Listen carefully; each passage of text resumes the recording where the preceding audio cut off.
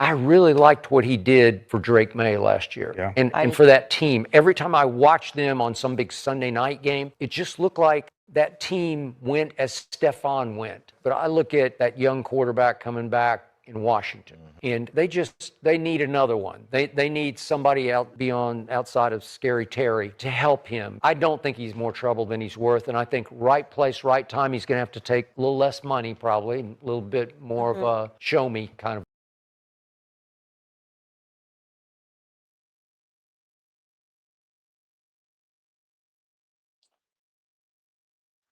Y'all want Stefon Diggs?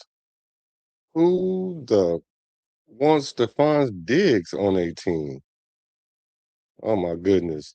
Welcome, you on the BART. Next stop, Got Smoke Circle.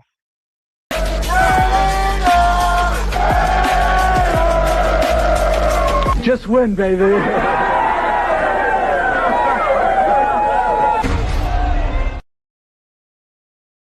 Just win, baby. Just win, baby. What's good with it? What's good with it? It's your boy Black the quarterback. And I got smoke. You got smoke. We got smoke. This is the smoke show, you know? Like light smoke. It's not big smoke.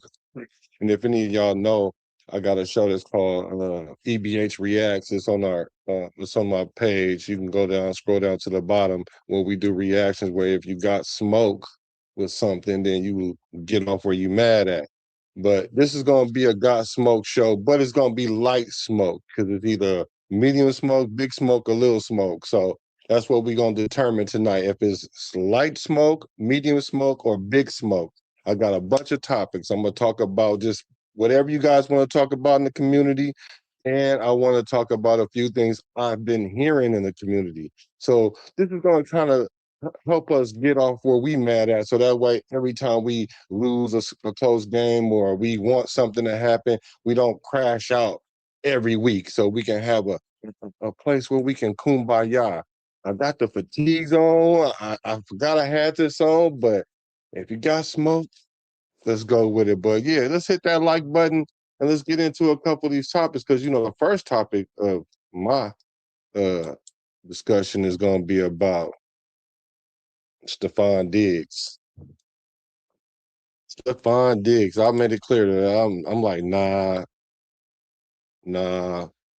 What's up with the brethren? Triple salute. Thank you for hacking in. I don't put in the chat right now. Yes or no? Do you want Stefon Diggs on this team? We're gonna go with that. If you got matter of fact, just put either light, medium, or big. Light, medium, or big. You got light smoke for this, medium smoke for this, or big smoke for this. Me, I got big smoke for this. So let's go into it. Why? Let's talk about it. Why? You see how it started off, your boy Skip. Skip was talking about Stefon Diggs. Let's take a look at the video again and see what they talking Leader about. for the Patriots last year. I think he need to go to because they lightweight tripping.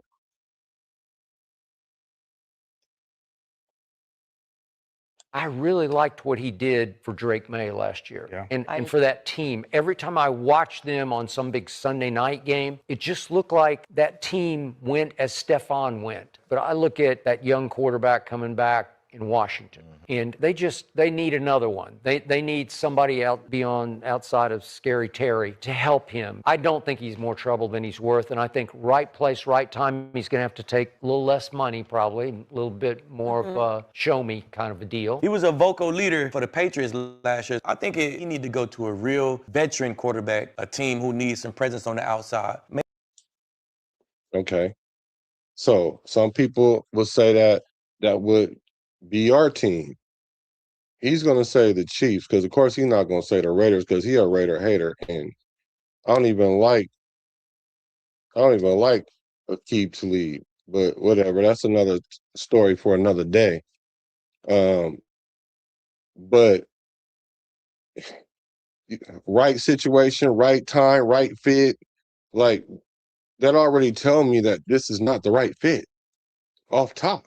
You know what I'm saying? Because all the stars got to line up in order for us to get his services, for him to come play and be a factor on this team. Now, a lot of teams don't do that. Like you have a player like a T.O., a player, a much greater player than Diggs, uh, Chad Johnson. It wasn't about how well they played. It was about how they affect the locker room. And we've been building a character-driven, uh, high accountability, intelligent locker room and front office, and none of those three words describe Stefon Diggs to me. So I don't know. We don't need him. We don't need no receiver to come in to be a vocal leader. If your receiver is the vocal leader, that's kind of I don't know too many vocal leaders that's wide receivers. That's the leader of the team that's talking. That's usually the quarterback job. And the type of franchise we have is not going to be like where everybody's just going to have an opinion. I'm telling y'all right now, it's going to be close to the Patriot way. I hate to say it, but the Patriot way was everybody go out there to say the same thing. We get our job done. We work hard. We study. And that's it. And then somebody asks you a question, try to trip you up. You go back to default. Except for every now and then, Gronk will slide one in, but he was pretty much Patriot way as well. So we're going to be exactly the same way because Kubiak is the same way. He doesn't like um, a, the locker room talking. He wants the locker room to be the locker room, and that's the way it should be. And the reason why I know that is, like, for example, when they interviewed him last year, or it was earlier this year, and they was asking him about the presents that he got his team for Christmas. How many people seen that? Let's see if anybody in the chat. Y'all awake out there? So he got his team's Bibles, and he was kind of feeling the type of way that even got out. So that tells me that he's a secret guy, and he wants to keep everything in the locker room. So I don't need a Trayvon Diggs being a vocal leader for your team. Maybe like the Chiefs. I think it got to be a more veteran team, a veteran presence where it's kind of controlled. 85 receptions, 1,000 yards, 4 TDs. So he definitely was productive. He'll be 85 receptions, 1,000 yards, 4 touchdowns. See, that doesn't jump off the screen for me. Just because he had 1,000 yards, 85 catches, that's a lot of catches.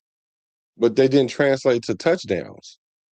4 touchdowns, I think Trey Tucker had 4 touchdowns. So what are we gaining with him? What, another, 300 yards? Because Trey Tucker has like 700. So we getting 300 yards, no more touchdowns. And then we got to deal with Cardi B, his 4 other baby mamas he had pregnant at the same time. This court case he got that he's suing somebody for defamation for some crazy stuff. This court case he just got out of, he always in the news. And then you want to stick this same guy in Vegas? It's not making sense, y'all. It's not making sense. It doesn't make sense to me. So who TF wants Stefon Diggs on their squad? Can somebody help me with that? Can somebody help me why they want Stefon Diggs on this team? After what I even just said just now, what makes it make sense?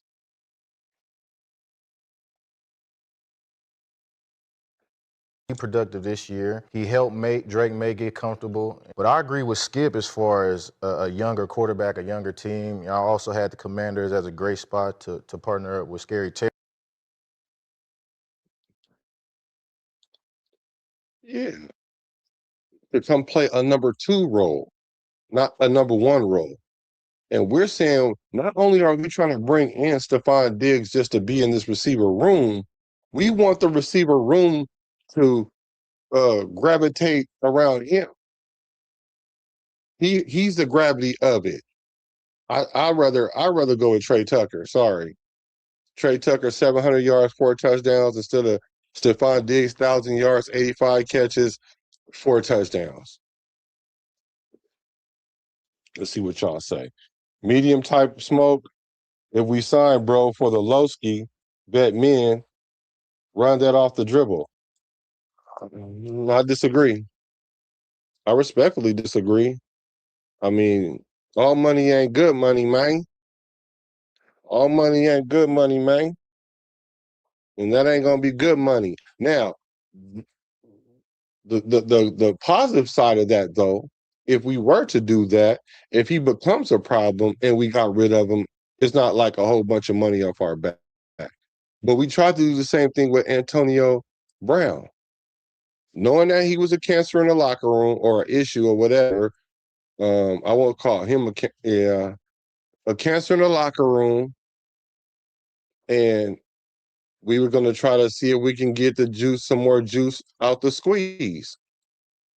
We didn't even get the glass to get the juice for the squeeze with him, and I don't see this working any better. Now, a lot of people will say, "Hey, there's familiarity. He played with Kirk Cousins, Kubiak, and Janos. What's his name? I want to call him Janosco, but that sounds Spanish. But y'all tell me, what's up with Bruce Willis? So they say it's familiarity, right? There. I say, okay, just because you used to work with somebody don't mean you got along with them. Just because you got a history. Just because you worked with them before don't mean you want to work with them again. Just because you worked with somebody and left, that doesn't mean they wasn't one of the happy spots of reasons of for you to leave. Like, dang, I'm glad I didn't have to deal with that guy anymore. It happens. But don't take my word for it. Take his teammates' word for it.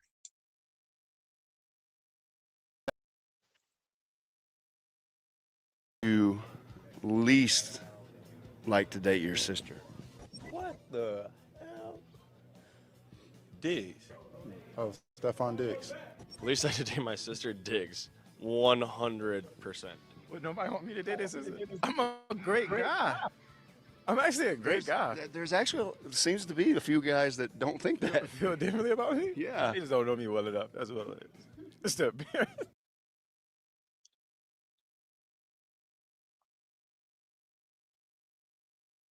Now,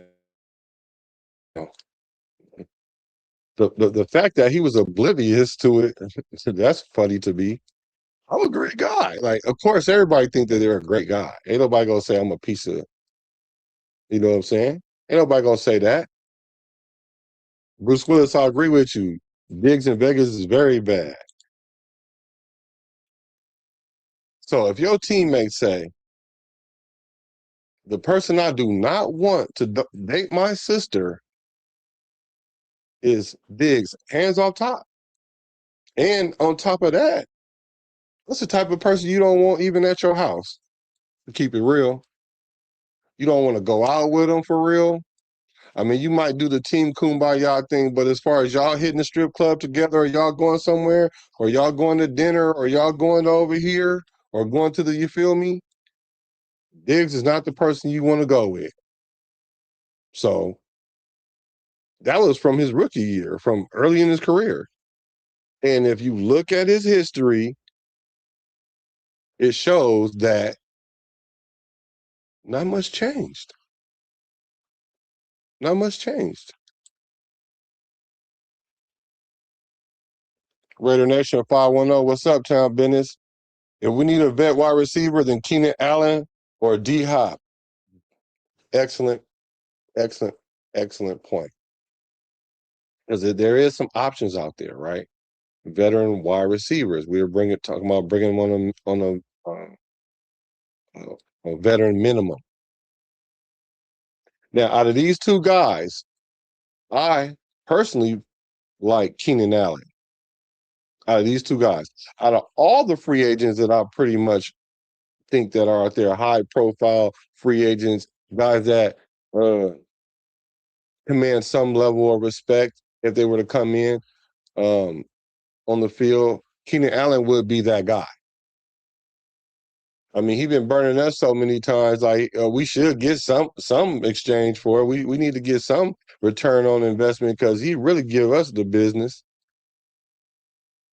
And if we don't need him to go out there and stretch the field and run around and be Jackson Smith and Jigma 2.0. We don't need him to do that. We need him to catch the ball in the red zone like he do to us. Them timely third downs that he be getting. That's all we need from him. Because we got players that's going to stretch the field. Kubiak is going to use his chess pieces appropriately. Now, but scheme for him no more. You don't have to scheme for him no more. He might get 1 or 2 catches, and you can live with that. So for me, I don't think he's a team hop. He's a team bop. I'm sorry. D Hop is a team bop right now. He just was with Kansas City.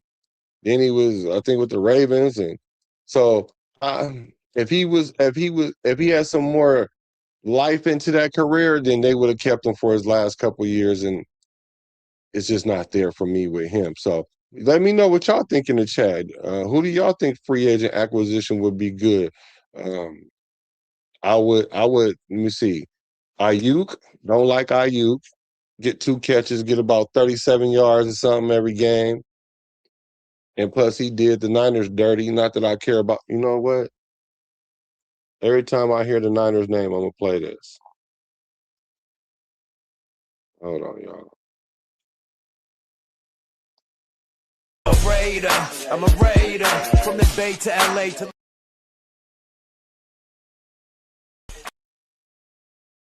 If you're a Niner fan, what it do? Marshawn Lynch said, I'm a Raider.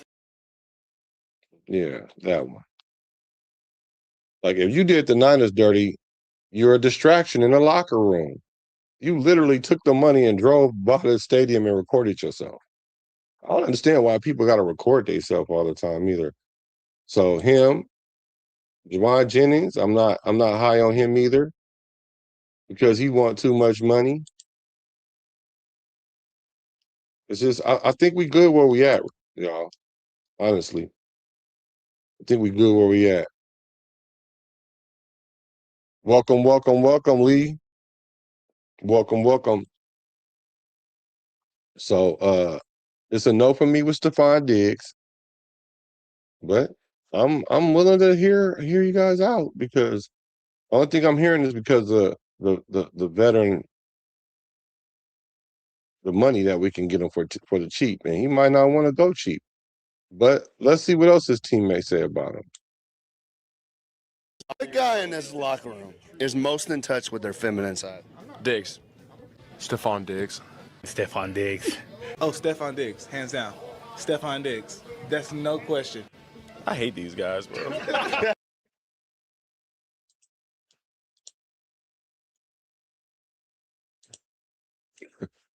The most feminine too. So not only do you not want him around your sister. How many people know what his court case is about right now? Let me know in the chat. And I see you guys telling me Jennings signed with Minnesota. Thanks, y'all, for letting me know. Yeah, he signed. That's good. Didn't want him. Say, I would take a swing on both Diggs. On both Diggs, if we could get them for the right price. Oh, I guess you're saying Diggs and Freddie. I guess you're saying Diggs and B Hop for the right price. Okay, so I see that it's going to be the money thing, right? And what I'm wanting you guys to explain to me is how do you get over the character issue? Because we just released Snow. We just released Snowden.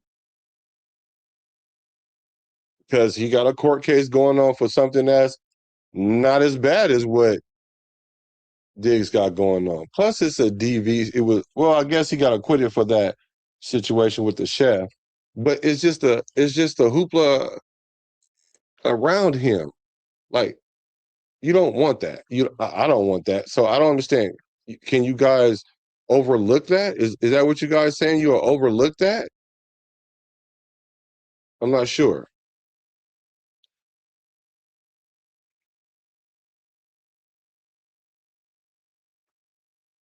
Justice for 12 says, we good. We can rock out with the young wideouts we got. Exactly. And not only that, if it doesn't work out the way we want and we expect it or hope for, then we'll go get a wide receiver in the first round, second round. We'll go get one of those kind of guys.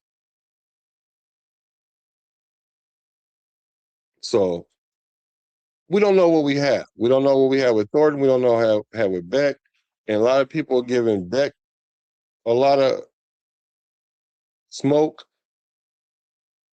But this man got 200 yards, 20 catches, over 10 yards of reception.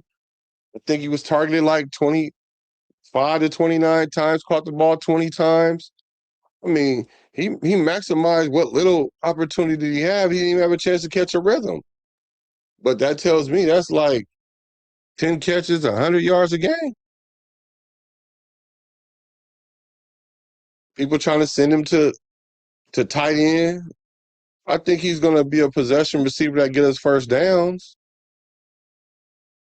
We don't know what we have in Thornton. We know he can stretch the field. Are we going to have the plays to be able to throw it to him? Because we didn't last year. We wasn't fooling nobody with the play calling last year. So that's just how that's going. We don't know what we have there. So being that we don't know what we have there, let's go ahead and take the time to find out. This is a rebuild year. This is what I hope you guys know that. Last year, everybody lost their cuckoos for Cocoa Puffs when Pete Carroll said, well, I won 10 games every year in my career. He wasn't saying that to say we was going to win 10 games, but everybody took that to mean that, though. For whatever reason, everybody took that. And it's so bad now that they got beat upside their head last year. Now they scared to say we're going to win 4 games this year, which we're going to talk about later. So make sure y'all hit that like button so we can get this in the algorithm. I'm trying to want the nation to come in for the late night session. It's like 9. It might be midnight on the East Coast. It's 9 o'clock on the West Coast. Yeah, please hit the chat raiders, hit the like button for us one time for the one time. So I'm not understanding it. Let's see what some of you guys saying. So we don't know what we have, man. So let's take time to find out what we have. And then maybe we can see where we need the adjustment. But I don't think Stefon Diggs is the answer.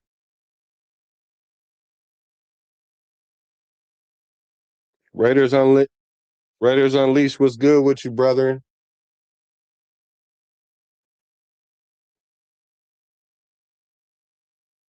Hit stick stepper. Let's see. Low key K Dub going to scheme our wide receivers open, like T Tug, Naylor, Besh.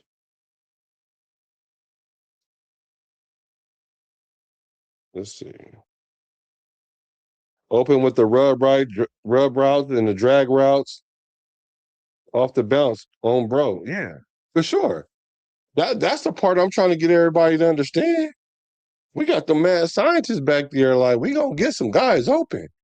And then why everybody trying to figure stuff out? Brock is just gonna beat his way through. You're not gonna be able to double team Brock Bowers all the time.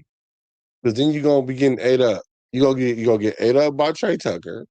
As bad as we were last year on offense, he still had 700 yards, 4 touchdowns. Same 4 touchdowns that y'all talking about that Diggs got. And he's such a big factor and all that. So I don't know. I don't know. It's not translating to me, not making sense. Oh, Raider Nation 510 said they so we all ready to stack that wide receiver. We released Jerry Rice's son, Brendan. Is that to make room for a wide receiver? Some people will say that's how the nation works. I look at it as there's too many in there to begin with. But it's good to have a bunch in the beginning so then you can filter them out. That's why I like what the Raiders did with the undrafted free agents this year. We brought in familiar players with Mendoza and just positions that we really need to address, because a lot of people were talking about we did not get this and we didn't get that. We brought in a bunch of wide receivers. So, yeah, maybe it is to make room. I hope not, though. Oh, yeah. Okay, Freddie. You was talking about Stefon and his DB and his brother. You take both of them and we can get them for the right price. Okay, so here's that. You know what? You know what, Freddie? You know what, Freddie? This is how objective I am. This is how objective I am. That I would go with that, knowing that both of them is a problem. But just know, one of y'all go, y'all both gotta go. But I still don't. It's too much. It's too much. I just think it's too much. I think, matter of fact, it might be worse with two of them. No, I'm cool. I'm cool on. I'm cool on. I'm cool on. I'm cool on, bruh. I'm cool. I'm cool on Diggs. But if that would be enticing though. If you can get both of them for a good deal, because we do need help in that secondary. And you know one thing too, though, to keep it lit.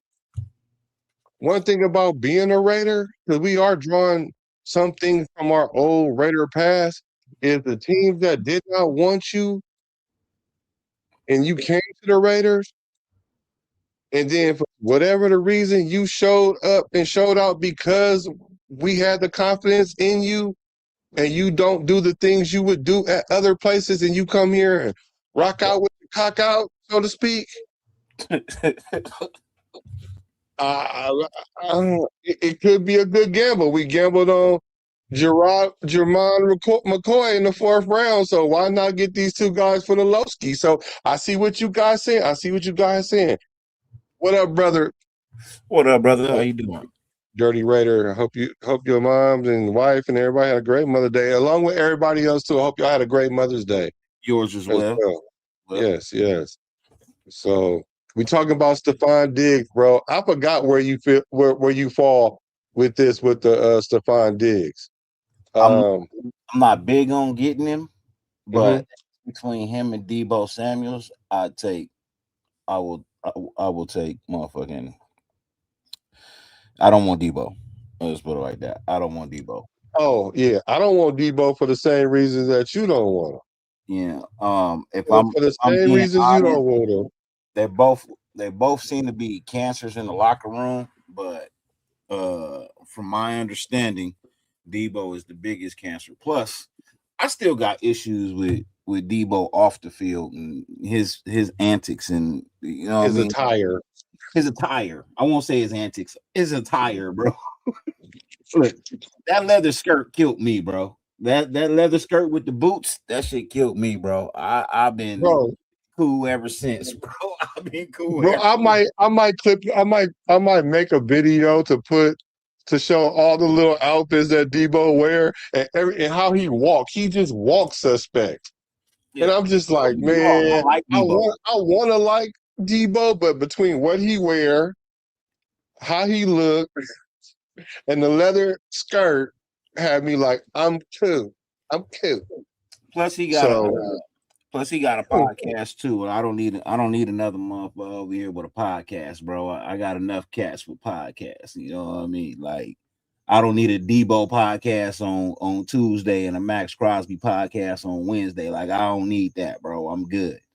You know what I mean? Like, I'm straight, bro. So I know it's Vegas, but it ain't the Silicon Valley. So I don't need all these goddamn techs. You know what I mean? These extra tech hands. You know what I mean? Or tech decks. Let's go old school. I don't need these tech decks. You know what I mean? If you know, you know. If you don't know, then damn it, you don't know. You need to work on your finger game. If you don't know about tech decks, you need to work on your finger game. Ask chat GPT or something. What that mean? A tech deck? Yeah, I know what it means. I'm just saying. You said if you don't know, figure it out, basically. And I'm Yeah. saying go ask Chat GPT. Raider Ali says those wide receivers and more will be available after June 1st cuts. True. And 53-man roster cuts. Let's see what we got at least through preseason. Yeah, I like that. I like that. I like that. I'm not opposed to bringing in a receiver. Let's get that clear. I'm not opposed to it.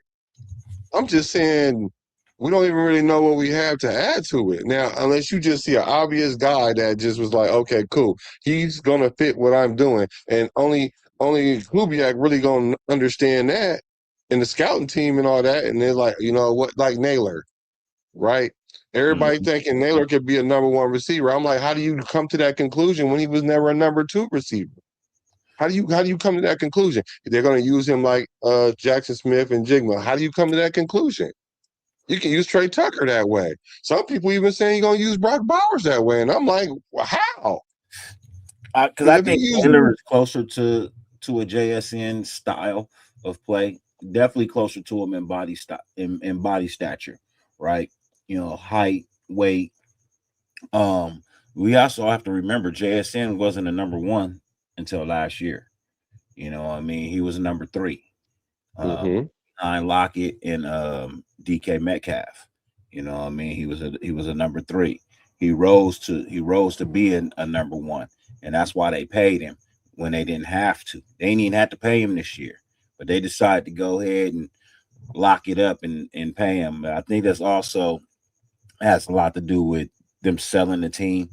You know what I mean? So they just wanted to honor him before they left and gave him new owners, and gave the team new owners, not him new owners. He's not a slave.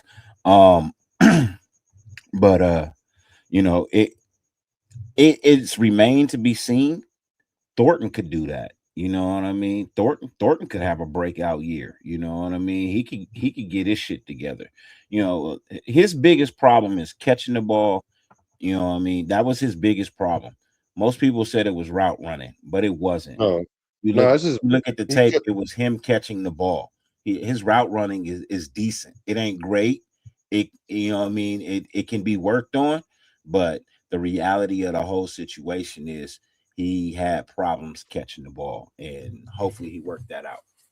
Well, because he catch the ball a lot with his body instead of his hands. But this is my question I have for you, though. If you say you have a breakout season, what's a breakout season to you in your mind for Thornton? And I want to hear you guys put that in the comments too, because I think that's a good question. Even for Beck, like the criteria should be the same for both of them. Well, maybe not because Beck is a second round. But who do you go? So let's start with Thornton. Hold on, I don't want to confuse everybody. Let's start with Thornton. What do you guys think is a breakout season for Thornton? What you think, brother?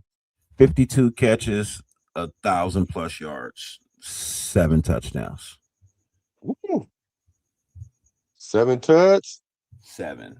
You got to have at least seven or more touchdowns. You got to have at least 52 catches, and you got to have 1,000 yards. 1,000 yards? 1,000 yards. Minimum 52 catches, minimum 1,000 yards, minimum 7 touchdowns. 50 catches, 1,000 yards, 20 yards a catch. Minimum 52 catches. I said what I said, Black. 1,000 yards. I said what I said, Black. Hey, look, he can have one catch that goes for 65 yards, bro. I see what I said, Black. A couple of catches for like 10 to 12, 13. If you have 9 catches on the season for over 45 yards on each one, you almost there. You halfway there. You know what I mean? You damn near halfway there. And that's 9 catches. You still got 43 more catches to go. You crazy. No, but I feel like that's on par for. So if y'all want to say like there's a number one that needs to break out, like that would be a conversation to have. You know what I mean? As to is that a number one wide receiver with 52 catches and 52 catches on 63 targets. Okay.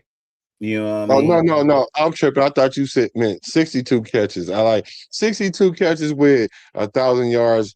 I could see him doing that. Look, I said minimum But 60 52. targets is a I said lot, though. minimum 52 though. He could have Oh, more. I got you. I got you. You said Minimum. minimum. Right. Minimum 52. I mean, Right. if he gets to 63, 64, and he gets that 1,000 yards, I mean, Yeah, it that's don't fine. matter. But Right. but the minimum, Yeah, 52. yeah, You I gotta got have you. That makes sense. bro. Minimum. Okay. 1,000 So yards. Minimum. so let me finish up with this last clip I want to play I'm gonna answer best. Diggs, and then I want to know your opinion. Do you have light smoke for signing him, medium smoke, or big smoke? I think you already know. Let me throw out Beck's numbers real quick because you asked Okay, about go both ahead. of them, right? But we Go want to get ahead. Thornton out the way. Now Uh-huh. for Josh Beck, I'm gonna go 31 catches. I'm gonna go 685 yards, and I'm gonna go 4 touchdowns. So wait a minute. You have a higher expectation for Thornton than Yes, I do. Beck? Yes, I Well, do. because of where they're going to be at on the field. Where he was drafted, his skill set, his speed.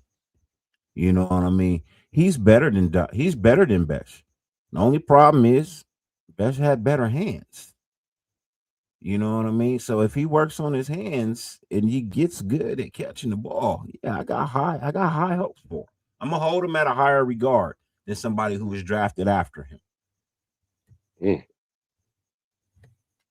Ooh. Yeah, okay. Newly signed Oh well, let me actually let me answer that though too. This motherfucker look high as a kite, bro.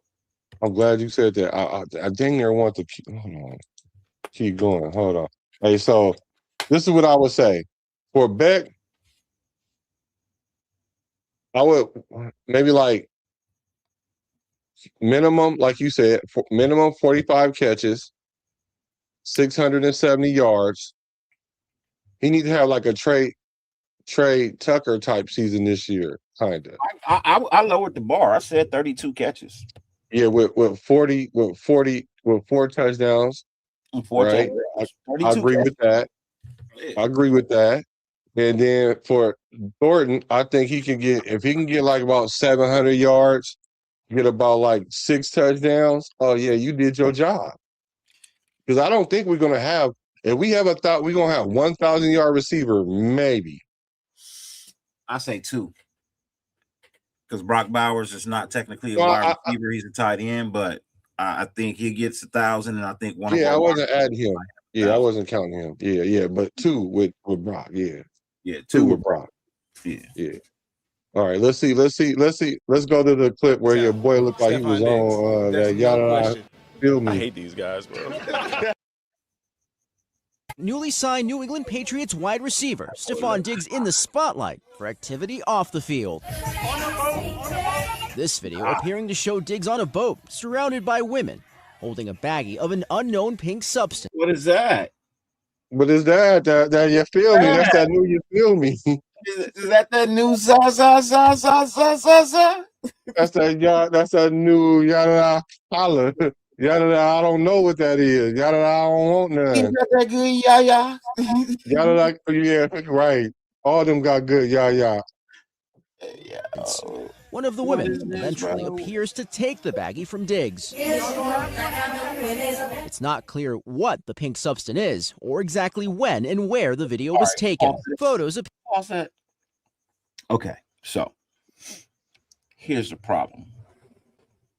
That's undefendable. Right. That is undefendable. Right. We all know what type of bag that is. Right. We just don't know what the substance inside of it is. But we do know that is truly a drug paraphernalia bag to keep your shit fresh. That is that style of bag. That is undefendable. Now I get it, you on summer break or whatever, but yo, you getting into too much shit now, bro. You getting into way too many problems. You got this video surfacing. You just got out of court on somebody that said they lied. You know what I mean? Like, you got too much going on right now, bro. Like, Vegas ain't the place for you. Cause look, I am firmly against bringing in Stefon Diggs because I don't want to have to get the news that this nigga overdosed in somebody's fucking hotel. Oh, that would be terrible. You know what I mean? I don't want that. I don't want that. And I feel like that's a possibility with the it's way. a possibility. It could be a probability. Yeah. Hey, your boy said the Kool-Aid powder. What y'all know about that Kool-Aid powder, man? That you used to pour in your hand and then used to. I don't know nothing about that. The old school Kool-Aid powder. Used to take the Jolly Rancher, shove that shit in the pickle, pour the Kool-Aid in the bag, and let it sit in the refrigerator for like a couple of hours. They don't know nothing about that. They said he was he said he was doing the diddler right there. He was passing it around. Now, I've heard stuff that's pink, but I knowing with the fan going around, and if I see anything pink anyway, I'm gonna be like, what is that? So nigga, them was not Pop Rocks. I don't give a fuck what you say. Them was not Pop Rocks. No, not at all. Not at all. Let's see what the coach said, because this was what Kubiak would have to sit here and say. Bath salts, nigga. That was not Here pink to show bath Diggs salts. on the same boat with Cardi B in Miami on Memorial Day. Patriots head coach Mike Vrabel addressing the video on Wednesday, saying the team will address the matter internally. It's something that we're aware of, and obviously we want to make great decisions on and off the field. The message will be the same for all our players, that we're trying to make great decisions, and any conversations that I've had with Stefon will remain between him and I and the club. I bet they will. Ain't that the elbow calling kneecap ashy? What he said is, what he basically was saying without saying is, I was on the boat. You just didn't see me in the pictures. I had my conversation with Stefon and those bitches. I told him you had her recording, goofy. So, also, what I'm not gonna tell you, which I'm telling you, but I'm not telling you, the owner was there too. So yeah. Yeah. I see you guys having a good conversation in the chat about Thornton. I see Justice for 12 says 45 catches, 5 touchdowns, over 500 yards.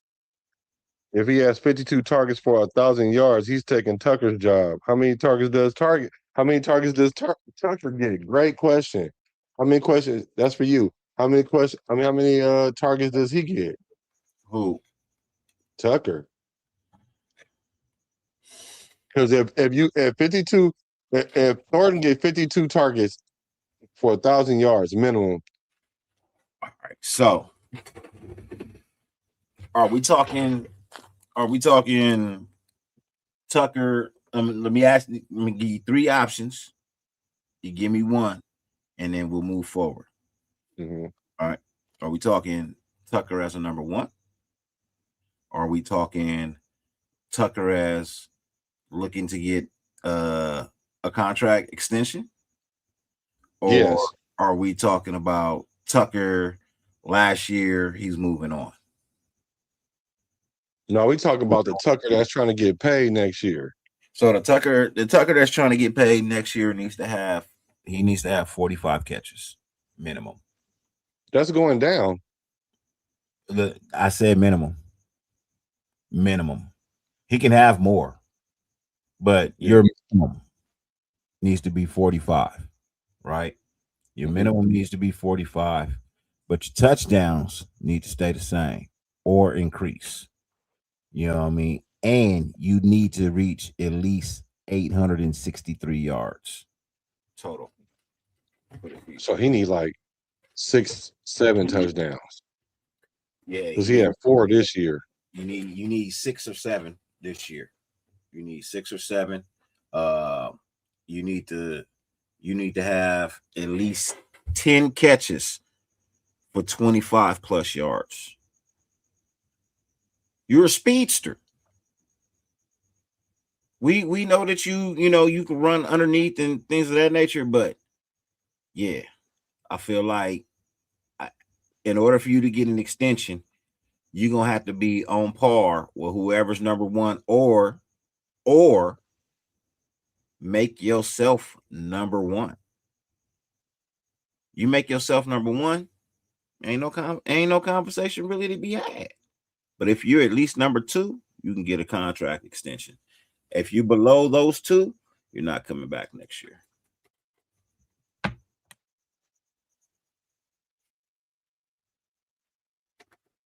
Hold on. It said we're forgetting about Malik Benson. What do you feel about ain't that? About somebody who ain't touched the field yet. Right. I ain't that ain't no disrespect, Justice, but I'm not forgetting about somebody who ain't touched the field yet. That remains to be seen what could happen. We just talking about on the level of those who have experience and played for us already. You know what I mean? So, and if we're going, based off that, Tucker has been here the longest. You know what I mean? Tucker has been here the longest. So Tucker should be elevated at the top. If you're not at least at one or two, then there's really no conversation to be had anymore. It's time to move on. We'll get something else next year. Yeah. Zay, what's good with you? Zay says the receiver room so weak we can't afford to let Trey go. He ain't gonna cost nothing unless we go wide receiver round 1 next year. If you go wide receiver round 1 next year, you're gonna let somebody go. Yeah, Trey Tucker. And I'm not gonna pay Trey Tucker if he's not producing, bro. Let's just be honest. As much as I like the dude, I told you guys before, if you don't earn the contract, it pisses me off, and I want to know why we're giving you money that you don't deserve. I'm tired of that. Raider Nation 510 disagrees. It's gonna stay weak. It's gonna stay weak if you keep weak motherfuckers in there. I don't think our receiver roommates is that weak. I don't even know if we weak or not, to be honest. Exactly. You don't know what we have. Actually, that's more accurate. That's more accurate. We don't even know what we have based off what we had last year. Just because we saw them play doesn't mean they played to their best of potential. You know what I mean? Like, the quarterback play was terrible last year. The offensive line play was terrible last year. The coaching, the play calling was atrocious. You know what I mean? To say the least of it. You know what I mean? Line, all that. Atrocious is probably about the worst you can get. You know what I mean? That means that shit is just unseeable, bro. Like, you know what I mean? That's like a murder, death, kill scene. You know what I mean? Like, that's just that's an unseeable thing. So, and that's what our offense was last year. It was murder, death, kill. That's you know what I mean. So, you know what I mean? Our offensive line got murdered. our quarterback got killed, and our for sure. A couple times, like Jon Snow in Game of Thrones, he got killed a couple times. Yeah, and our offensive coordinator was sentenced to death. Right, with his head, I say, we cut him off. Right, you ain't lying. So, that's crazy. It says, so it seems like we're divided. So, okay, we're divided as far as our wide receiver room if it's weak. I think people just think it's weak because we don't have no big name in it. And I'm like, I'm watching teams with big name wide receivers and they're not translating to Super Bowls. I watch Tyreek Hill, which is another name that came up, which I don't want to touch. I don't want him on our team either for the same reason. For the same reason. He having problems and keep coming in and out of court. And he having baby mama drama and wife drama, ex-wife drama, and and then he's speeding. Remember, he just got caught not too long ago speeding on the way to the job, and then mocked the police when he touched down, and that's why. God ain't too. He don't like ugly. He ain't too kind of pretty either. So, I just don't. I don't want that juju in our locker room. Just them guys just being there. You know what I'm saying? The good football players that we had a chance to get them, but there's 31 other teams that would have jumped on it as well if it was just that easy. So I don't think it's that easy. So I see that we're divided on our wide receiver room, but I just got to tell us we don't know. We don't know what we have. We don't. Brock Bowers is not our wide receiver one. I respect you, Raider Knight. I get what you're saying. In this grand scheme of things, he's probably option one. He's our number one receiver, but he ain't wide receiver one. Yeah, the wide receiver one, you know what I mean, needs to be an actual wide receiver. You know what I mean? Brock is a target. He's your number one target, but that's not a number one wide receiver. You know what I mean? A wide receiver one needs to be more. They don't need to be on the inside blocking, you know what I mean, for runs and things of that nature. You know what I mean? Lining up on the line and shit like that. No. The wide receiver one needs to be on the outside somewhere. Not saying they don't need to block. I'm just saying they don't need to be lined up in no tight end position. You know what I mean? Quite possibly taking themselves out of the play as a target. So for me, you actually need to get a wide receiver one. You got to get somebody's got to step up and become a true wide receiver one. Not just close to the numbers, but actually display the ability to be a wide receiver one for years to come. You know what I mean? For years to come. And it starts with the bare minimum. You achieve the bare minimums, we can go from there. I'm not gonna give these guys no high numbers. I'm gonna give them some achievable numbers. You know what I mean? Instill some confidence in them, like I do my players. You know what I mean? I ask my wide receivers, hey man, look, I don't need 5,000 yards from you, man. You know what I mean? Look, this week I need you to go for 60. You know what I mean? 60 yards on 4 catches. You know what I mean? If you get a touchdown out of that, cool. But just minimum goal. You know what I mean? He got 60 yards and 8 catches in the first half. And he goes in the second half feeling good because he's met his goal. Now he's just adding on top of it. Our wide receiver room gonna get better because our running game is gonna be better. Wide receivers get better when the running game is there. If the defense knowing you're gonna throw the ball, it's hard for you to catch the ball. Like for real. That's why you try to avoid that down and distance where they know that you're going to throw the ball. So I think running the ball will make our wide receiver room look better than it is. I mean, it'll show itself being better than it is. It said we got good competition, speed, and talent at wide receiver. I agree with it. So I believe that. So all right, so let's go and draw a line with the Stefon Diggs talk in the chat. If you guys got big smoke, put hella flames. You got medium smoke, put like 3. And if you got little smoke, put what? Bro, you got big smoke, medium smoke, little smoke on Trayvon Diggs. Not Trayvon, but Stefon Diggs. I got no smoke. We didn't pour water on the coals over here. There's no smoke at all now. we sending Indian smoke signals. They're like, no. None of those. No. I had no smoke.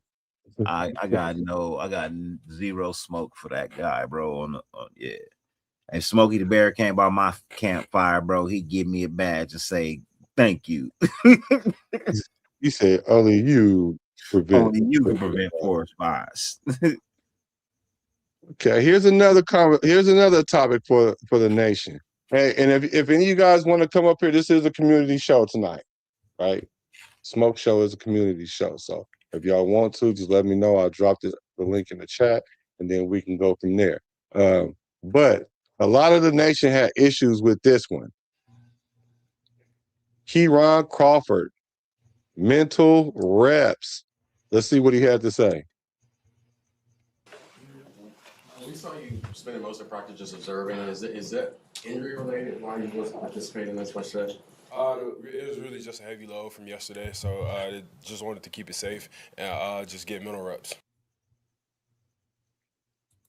Bro, blast off. I'm gonna let you go in. What you think? You got big smoke, little smoke? Play that again. Smoke. Play it again? Yeah, play it again. Jamarcus Russell on the field. He was a vocal leader for the. Hold on.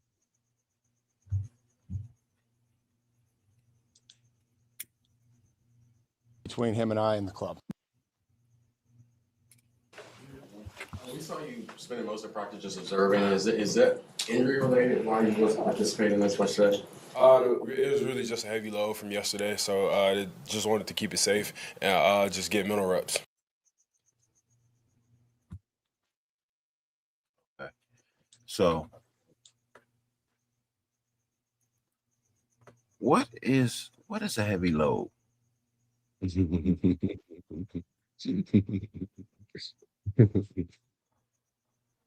I mean, what's a heavy load? Heavy load to me sounds like that he was trying to do too much. Like every rep, he was trying to go out there and go 1,000%. So he was putting too much on himself. Heavy load.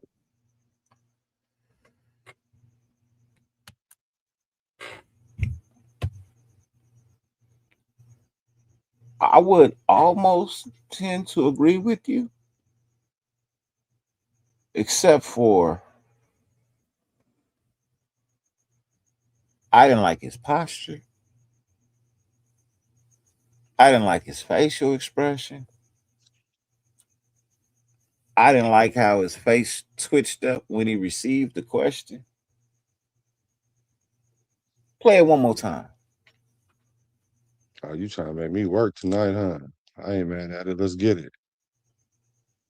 Well, that's because now I need to learn how to get it where I could rewind it without doing that StreamYard way. But here you go.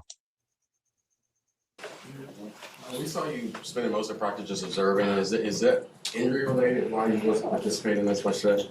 It was really just a heavy load from yesterday, so I just wanted to keep it safe and just get mental reps. So mind you, that was the first question when he walked in the room. First question they asked him. Raider Unleashed says no smoke. He got no smoke. Justice for 12 say mental reps. All right. Let's address the mental reps thing. Okay, cool. So when you on the field, right? If you line up wrong or you run the wrong route or you do something on the field that you wasn't supposed to do and you keep doing it, the coach tell you come over here and take some mental reps. That almost means that you might not get back on the field unless this person needs some mental reps that's out there, right? So that's generally what it means, right? Okay. I'm not saying that's what it means, but when I hear mental reps, that's exactly what I think. You need to sit right here and pay attention because what you're doing out there is not translating. That's what we do. And so now I'm thinking, okay, they was in a mini rookie camp. So they was doing a bunch of drills, maybe not a whole bunch of 7-on-7. They might have did 7-on-7 to make the camp itself exciting because you don't want to run a whole bunch of drills and then don't do no teamwork. So I can see them doing the 7-on-7 to add on to it. So I don't think it was a 7-on-7 drill that he was messing up on too much. Just me speculating, right? Yeah. Me, I think that he just got injured. Not injured, I'm sorry. He went out there, got sore. He was out there going 1,000 miles an hour, trying to do too much, and he needed to slow down. I know you can't catch me moving too fast. You know what I'm saying? So I just think he just needs to slow down. The coaches told him to slow down and take some mental reps. That's the term they're gonna use now. That's what I think mental rep. That's what I think a mental rep is. All right. Okay. So Black is being very PC with this. Go get it. Black's going to be very PC with this. I'm not gonna sugarcoat it. Why? Because I have high hopes for this kid. You know, when we drafted him, I was like, I hope he comes in here and is everything that I need him to be as an outside linebacker. Now I'm feeling concerned. Now I'm feeling very concerned as to, is the game going to be a little too fast for him? Mental reps. Out of all my years of playing ball and coaching, mental reps have always meant you weren't cutting it when we know you can. You know what I mean? We only give starters mental reps. You know what I mean? We don't give backups mental reps. You know what I mean? You're a backup. You should be paying attention regardless. I don't have to tell you that you need to come over here and take a mental rep. But our starters, when things aren't clicking like we normally know they could, we sit them down for a minute. You know what I mean? So they get the feel of what it's like to be on the sideline. And then they don't like it. And then they find their way back into their groove. They took a mental rep. So half of me is concerned. The fan in me, you know what I mean? The fan in me, I'm concerned. The coach in me, is like, give it a couple of weeks. Let it play out. Let's see what happens. I'm leaning more towards my coaching side. You know what I mean? Let's let it play out. You know what I mean? If we got issues going into, you know what I mean, preseason workouts, you know what I mean, then we have a problem. But if it gets better and things progress and everything proves to be on the up and up, then we got nothing to worry about.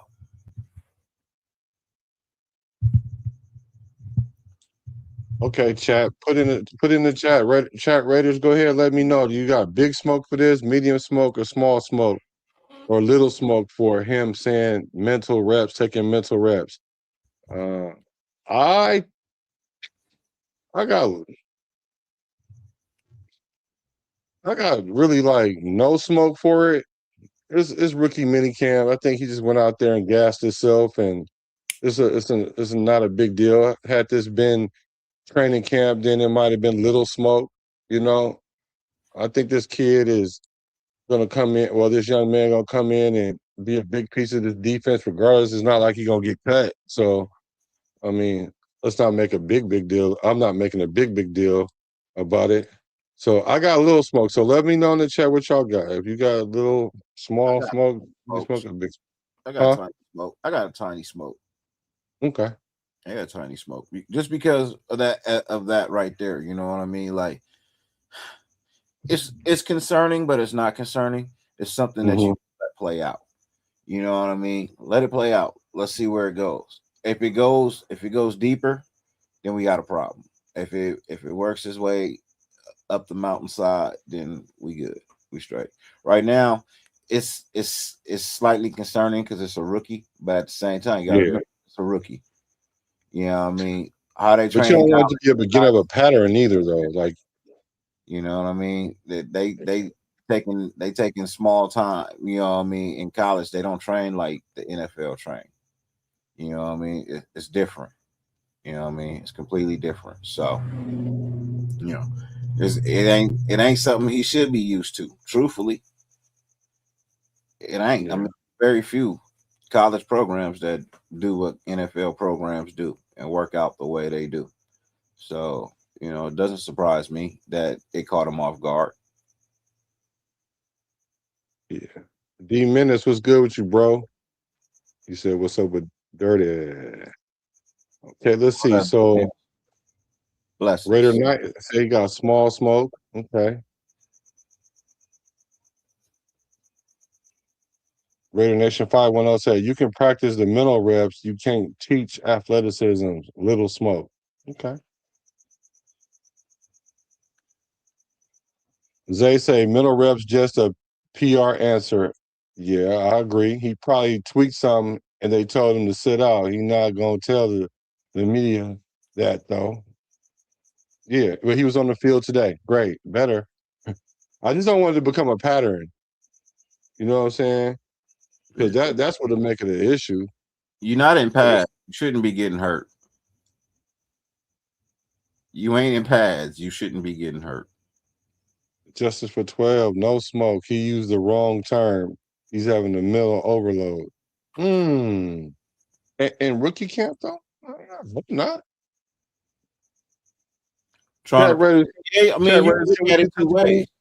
Can we get to the 20 likes? We just need 5 more likes. Chat Raiders, let's hit that like button for your boy. Let's get in the algorithm for the late night. I'm with the king of late night right now, y'all. So, man, this is for the people that's late night lounging. So go on and hit it like 5 times so we can get it out there in the algorithm. My bad, bro. Go ahead. All good, all good. No, I was, you know what I mean? You can look at it like when you say mental overload, you can look at it two ways, right? There's a positive, there's a heads and the tails, right? There's a positive and then there's a negative. There's the positive is he's trying to process everything. You know what I mean? He's in the book, you know what I mean? He's trying to get the defense down mentally, you know what I mean? And he's just taking in too much, you know what I mean, and getting it mixed up, trying to get ahead of the curve. That's a positive. So if he just slows down, he can get it all worked out, right? And then there's the negative where he just ain't getting nothing right. He's just all mixed up. He ain't even in the playbook the proper way. So when we go out there and line up for, you know, stunts or whatever, but at the same time, it's 7-on-7.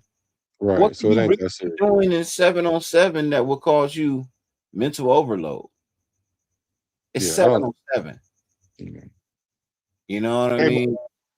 before I So go to the next thing though, because like you said, like I hope it's not mental overload. I hope not this early.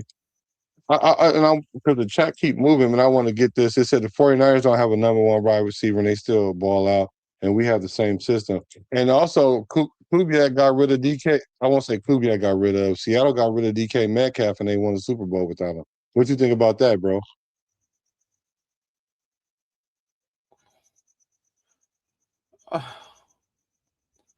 I mean, shit. Kubiak also got rid of Geno Smith in Seattle, and then got rid of him here. So, yeah, I mean, like he can't. He went to. You got him He coming got and a going, huh? like, yeah, no, I can't work with that. That's not working for me. I'm But gonna, I'm gonna get, I'm gonna get me a Sam Darnold. he kicked him out the PB room twice.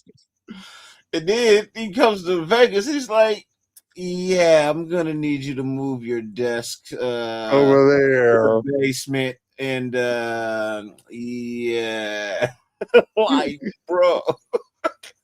Do you have That's my why. state? You Hey, look. still have That's my why I state? don't have. Hey, look. This guy is the quarterback whisperer, bro. And he's like, I can't work with this guy. So Justice for 12 says mental overload means he's taking in too much information at once. He have to process it. He will get it.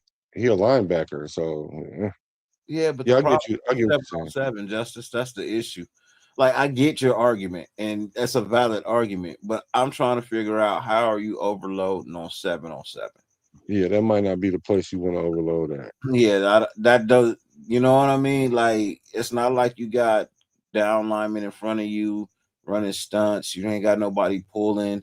You know what I mean? You're in coverage. It's 7-on-7. Ain't nobody running the ball. Yeah, ain't nobody blocking. So how you mental overload on a 7-on-7?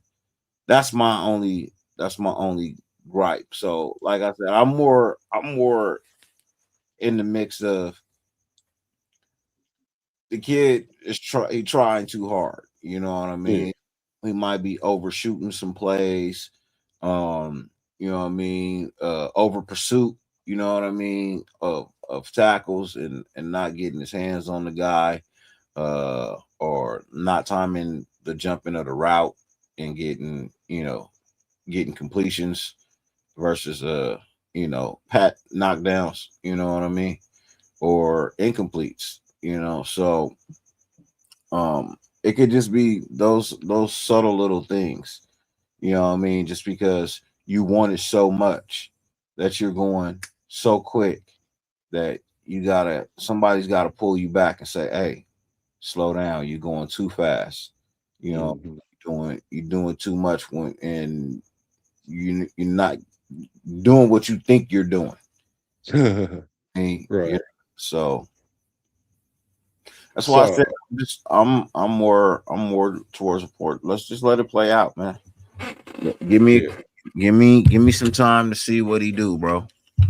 It's just rookie mini camp, man. It's not a cry for help yet. Yeah. Well, like Awakasi said, he said he just got fire in his belly. He trying to make it happen. He want to be the next Maxx Crosby or better. He's even said that. So he wants to be. He's putting himself up there, and he's going to work towards that. So man, hopefully that's what it is. I hope it's not an injury. I hope this is not a first red flag. Okay. Speaking of red flags, though, our fourth round draft pick, Jermod McCoy. A lot of people think that was a red flag pick. Um, I want to know the community, the nation right now. Do you have little smoke for this, medium smoke, or big smoke for this pick? And I'm gonna let you go first, bro. I got no smoke with this pick. Hmm. I got no smoke with this pick, bro. It's it's basically it's a middle of the draft pick, bro. Right? It's a middle of the draft pick. That makes it 50-50. It could be good, it could be bad. Anything past this is not really expected to succeed. This is the middle ground for that, right? So everything really past this, if it blossoms into being a beautiful rose that grew from concrete, you know what I mean, then by all means, let's roll. You know what I mean? Good shit. But the reality is it's 50-50 with this kid, man. And that's why we picked him in the fourth round. If he succeeds, man, great, wonderful, fabulous. If he fails, okay, fourth round pick. You know what I mean? Everything don't work out. I'm not upset with it. I actually believe, you know what I mean, that if he is 100% healthy, this is a steal. This is if this kid recovers fully and can get out there on the field and be what he was in 2024, this is a steal, bro. Steal.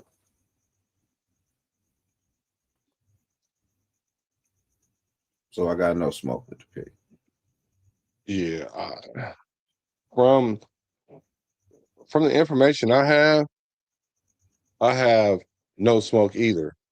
If you guys want to check out the video that I've done the other day, there's a long form version of it, 30 minutes, and then I have like an 18-minute version of it, which is condensed, that tells you about the injury and it has the doctor telling, the ins and outs about it. So just, based on that, based on the fact that he running 4 threes, and I'm not saying that means he's a great football player and all that, because the tape says that. I'm just saying that if let's say if your knee was injured any kind of way, you're not running too many 4 threes. I don't care. So to me, he sat out a year, and I think he got a chip on his shoulder, and I think there was an excellent pick at the excellent time, because somebody was gonna pick him, and he was gonna be mad. So I have no smoke with this pick at all. It's a fourth round draft pick. Usually, if you get picked in the fourth round, something is wrong with you. Something, arms too short, played at a small school, whatever it is, they're going character issue, whatever. So if you get picked in the fourth round, something is going to be wrong with you. Something wrong with this guy, and I think the upside is way greater than us losing a fourth round pick. So And like AR said the other night, he named a bunch of fourth-round picks other than Maxx Crosby, and there was only one of them that kind of panned out, and that was Amik Robertson, right? Amik Roberts. So do with that as you must. So you all got no smoke, little smoke, big smoke. Let me see. This is for 12 says no smoke. He ran a 4.3, which means the knee is good to me until further notice, right? D Menace says no smoke. I'm surprised. I'm surprised. I think a lot of people are concerned about this pick. But I guess the nation is not, this community right now is not having a big smoke with that. I don't have no smoke with it at all, actually. I think it was a good pick at the right time. And if we mess around and get this kid on level, and it's just another corner that we need, and that's a position we definitely need. Plus, he's only 20, so. Be right back. All right.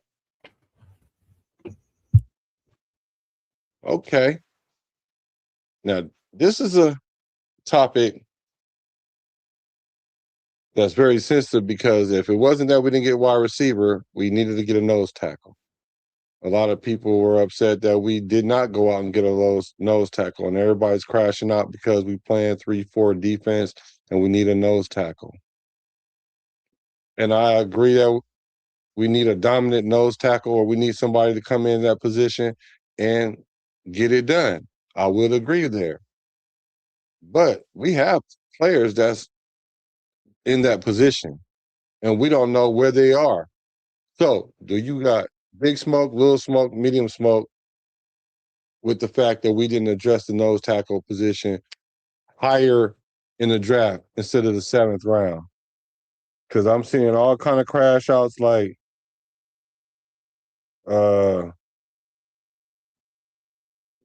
that we're not going to be able to stop the run. We're not going to be able to get to the quarterback. We need to be able to run that. We need a D tackle to run a 3-4. You guys got smoked. And I want to actually know what you guys' rationale is for this one, because I don't really see the biggest deal about it, because I'm kind of, I have little smoke for it. Let me just put that out there. I got little smoke because I do understand the importance of the position, but we don't really know what we have. I like some of the things the pieces that we have there. A couple of our interior guys had 4 sacks last year from the nose tackle position, and maybe in this 3-4 in a new scheme, then it might work out a little better. So I have little smoke for the fact that we did not get a nose tackle. And even while I was watching the draft, my thing was the positions that we do not prioritize this year, we are going to prioritize them highly next year. And nose tackle will probably be one of them. If we find out our defense can't stop the run, I'm sure our D-line coach, that's the D coordinator, is going to make a big pitch for, I'm talking about first round, second round nose tackle, first round, second round pick nose tackle, which I would not be opposed to. So D Menace says he got no smoke for the nose tackle. Medium smoke for the DT. Okay. Justice, what's your concern there? What is your concern there at the nose tackle position? I mean, how many teams actually win because of their nose tackle? How many teams really dominate because of their nose tackle? And I'm not saying there aren't any. I just want to know, what do you guys think? Because albeit if we got that player, how many more wins would that translate for us? Now, when we went and got a safety, I know if we went and got a good safety in Stooks, and he's half as good as advertised, and we can get a solid safety back there, I'm sure we'll win more games because we got him than we would have if we would have got a D tackle. But the argument for that is if we can't stop the run, we'll win no games. So, but I rather go after the safety first and then the D tackle next year. This is for 12. Say I want to see that Lockie Kasi got in preseason more this year. Yeah, I like him. I like him. Like Tonka. It ain't about nose tackle. It's about the DT room as a whole. We ain't got no run stuffers. Since when Maxx wasn't a run stuffer? Oh, you mean outside of Maxx?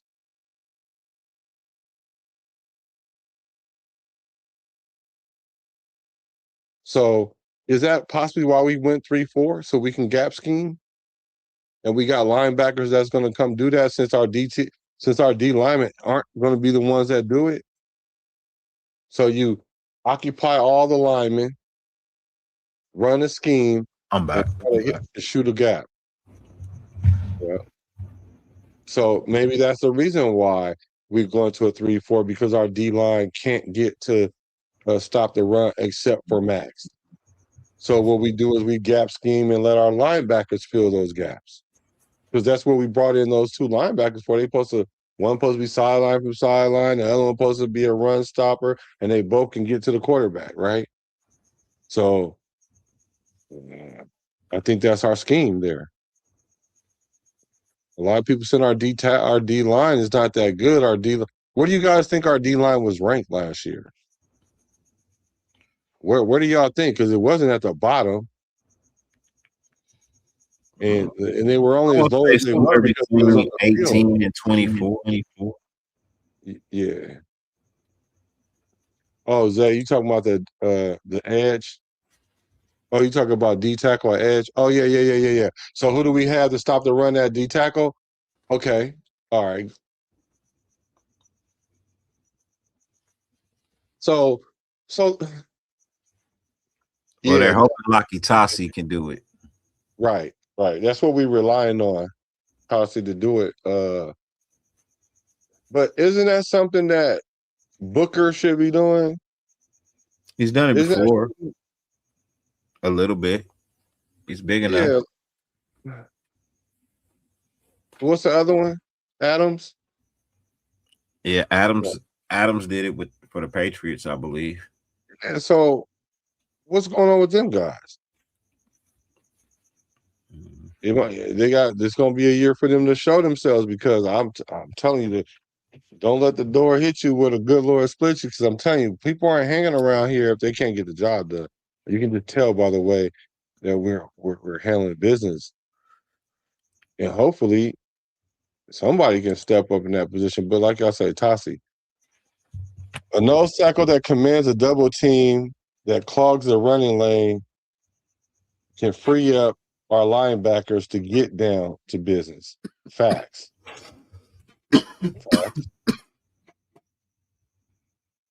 Facts. I agree with you on that. What's Cap? What's Cap? 510. Tonka as D tackle. He did a good job last night. This is a player I like. Everybody like Tassi. This is the guy I like. Tonka. When he came in and had 4 sacks. Now we talk about stopping a run. Okay, cool. I'm not arguing with y'all there. Because I always hate the way we stop the run. Because even when we had Spillane and he had 110 tackles every year, a lot of times he was grabbing dudes from behind. Pause. Can I ask a question? Yes, sir. Are people forgetting that we added a Kuti Pay to the other side? I did. I'm sorry. I did. I'm glad you said that because I keep forgetting him. Man, everybody keeps forgetting him, bro. Nobody's looking at that, bro. We got Maxx on one side and Kuti Pay on the other, man. Come on, man. We got Coons. I just dropped the video today about Coons too, though, y'all. Y'all happy about Coons? I'm whatever with Coons. Show me something, man. Make me do something, make me feel better. Like the Players Club, Illinois. Do something to make me feel better. You feel me? I got you, St. Louis. Got you, St. Louis. Look, man, bro, like that's why I said, man, I saw what they did. I saw what they brought in. I know what some of these players could do. Lakitasi and Tunkin, those two are strong possibilities for a good D tackle. You know what I mean? Or nose tackle. I'm not gonna say a D tackle. I'm gonna say a nose tackle. Yeah, there we go. When we go into that, 3-4 base defense. But if you got 4 down linemen, is a nose tackle really that important? That's my gripe. That's why I have little smoke. This matter of fact, it might just be like endo smoke. It ain't even that California fire smoke No, because outdoor smoke. You can't be calling it little and endo. It don't match. well, I mean, like outdoor. if you just smoking a little J and what I'm Yeah, saying, maybe like a vape pen or something, little smoke. Because I'm like, a lot of times we're gonna have 5 guys rushing the quarterback. Mm-hmm. A lot of times. We just don't know what 4, 5, or 6 people are coming. Mm-hmm. We just don't know, and that's great. I think that's great. I mean, Rob Leonard said that, hey, 30%, everybody knows 30% of the time it's going to be 3-4 base defense. Everybody only in their base defense a third of the time. What Most up, of the time it's going to be 4 down linemen and everything. So I don't think it's going to be as big as a deal as everybody thinks it is. Now, that's not to say it can't become a problem, because it could become a problem because we can draft next year in that position. What's up with Raider Twine? You want to jump on? It's good, brother. Nation 510. Nation 510. My brother, please be safe, man. What happened? Don't text and drive, brother. Be safe, man. Be safe. Oh, yeah. Please. I beg You you. got voice control. Yeah, do the voice command, man. Speak Yeah. text. You know what I mean? Yeah, speak the text. It might say some weird stuff, but we got it. We'll understand it. Hey, I think that's why people don't be using it, man. It come back some weird ass shit. It's like, no, Yeah, I don't didn't say that. That's not what I said. No, don't send that, please. Be like, hey, babe, can I get some cooch? Please, And be no. like, babe, can I get some cooch? He'd be like, can you lick my gooch? What?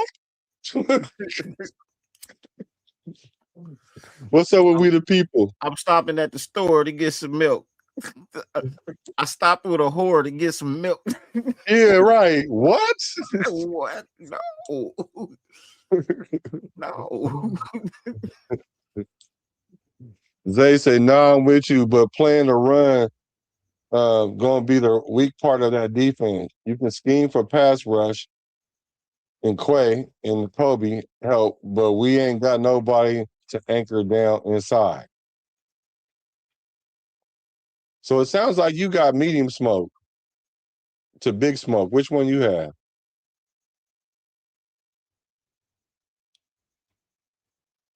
I ain't got no smoke. I'm fine, bro. Like I told you, I got very small smoke for this, bro.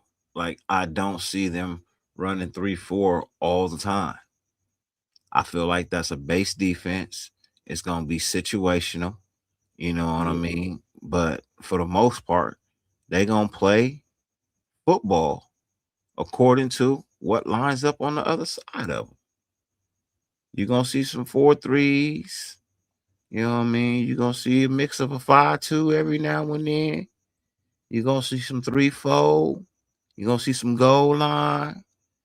You're gonna nickel packages. You know what I mean? So yeah, it's kind of like, hey, what you gonna see some dimes, some 3 over tops. So for me, it's only a big deal because they say they base is a 3-4. And that's why everybody's like, oh, well, we got to get one. We got to get one if we're going to be running 3. But pump your brakes. if we don't have the personnel to run a 3-4 consistently, trust me. Yeah, we ain't. We not hurting. You know what I mean? We not hurting for personnel to run another defense. So, but I mean the guys that they brought in on the back end, you know what I mean, and Quay and Dean, you know what I mean? Like that's gonna be a big help too. That's gonna be a big addition. I would like for them to bring back White. You know what I mean? Yeah. For them to give White another opportunity. He's played with Nakobe Dean before, so in Philly. So that's where Yeah, I would have loved to see him come back too as well. He if anything, anybody that really held their own on defense, he was the one that did. And Chin too. Chin did too. Not that he surprised. He kind of surprised me a little bit. Not a lot. If I had to bring back 3 people from last year's defense, those, you know what I mean, that Chin, White, and I said Adams. Well, White and Adams. Chin already here. Yeah, White. Yeah, I keep calling them Adams too. I don't know why. Somebody from last year. I had to bring back somebody from last year. I'd bring back those 2. I definitely reach out and bring back those 2, bro. Yeah, me too. All right. All right. So as far as running it back, right? Everybody talking about the schedule comes out Thursday. I believe they say Thursday or whatnot. Some of it start to leak now. But our nation, a lot of our nation is scared they're scared to come out and make predictions about how many wins we're gonna have. Simply for the fact that we won 3 games 2 years straight.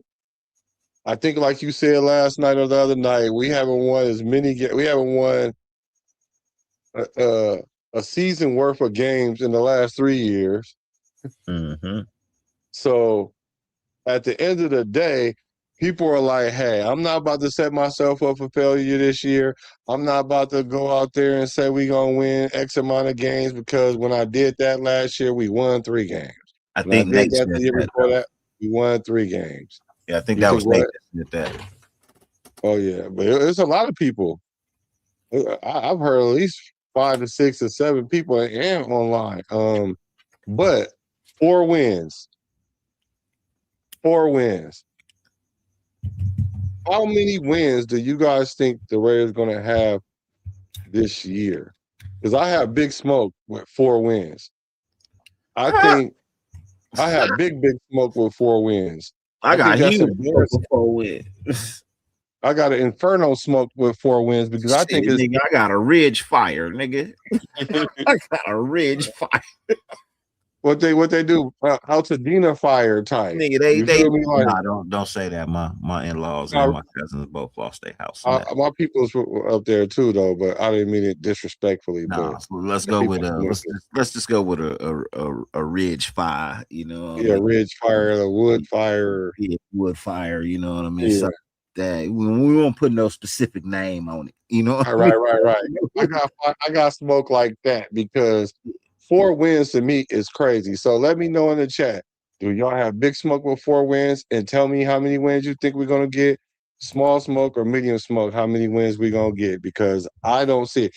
I looked at the schedule and I picked 4 to 5 wins, and that's not including anybody in our division.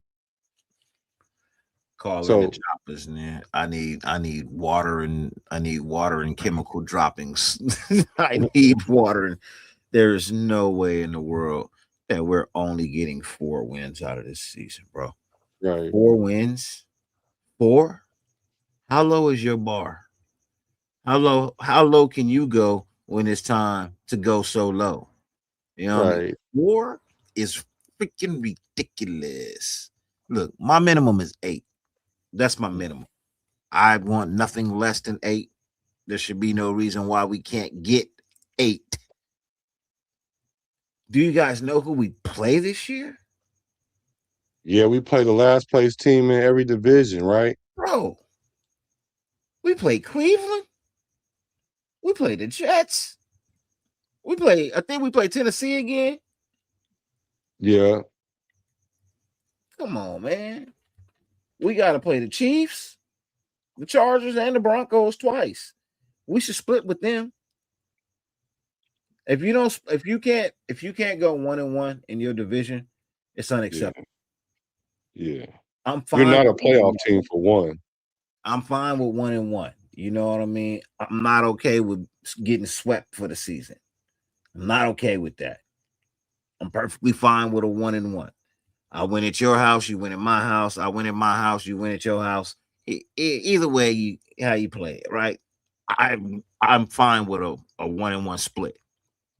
I'm not okay with getting fucking smashed 2 games. Not happening. So I expect at least 3 wins right there out of 6, right? That's 3-3, right? Let's just say that's 3-3. Jets win. Browns win. And fucking Titans win. That's 6. That's 6. Oh, no. You know what? Saints. That's 7. I'm about to go. Hey, because it looked like the chat got big smoke with this too, right? And I'm gonna see what you guys say. But check this out though. These are our away games. Respond in the chat, you too, bro. Matter of fact, everybody, can y'all hit the like button before y'all do this? Because we are more people starting to come in and thank y'all for hacking in. Please make sure y'all hit, if y'all enjoy Raider content from the nation, go and hit the you feel me at the bottom, the subscribe button, and then let's run it up. So here's the home. These are away games. Put a W if you think we're gonna win this game or lose this game, and tally your wins. Put a dub with the initials of the team we beat too, so we don't get it like all mixed up. Yeah, exactly. Or call one out. Let's give it 30. Let's give it 30 seconds, 35 seconds. You know what I mean? 45 seconds before we run into the next one. Give them a chance to put their dubs in there. Yeah. Okay. So our away opponents. Should I name our division teams for with this or no? We already know. You know what I mean? Hey, first let's start like this. Let's do this first. Let's do this first before we get into the rest of the teams. Put a 1 in the chat if you think we gonna split.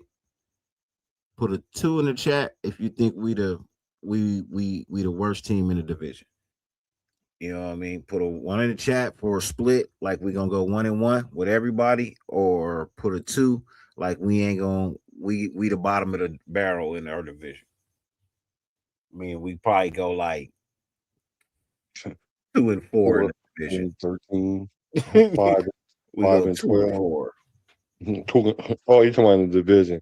Okay, so what I'm gonna do is I'm not gonna add our division teams yet. I'm gonna do those last. But these are our away opponents, non-division.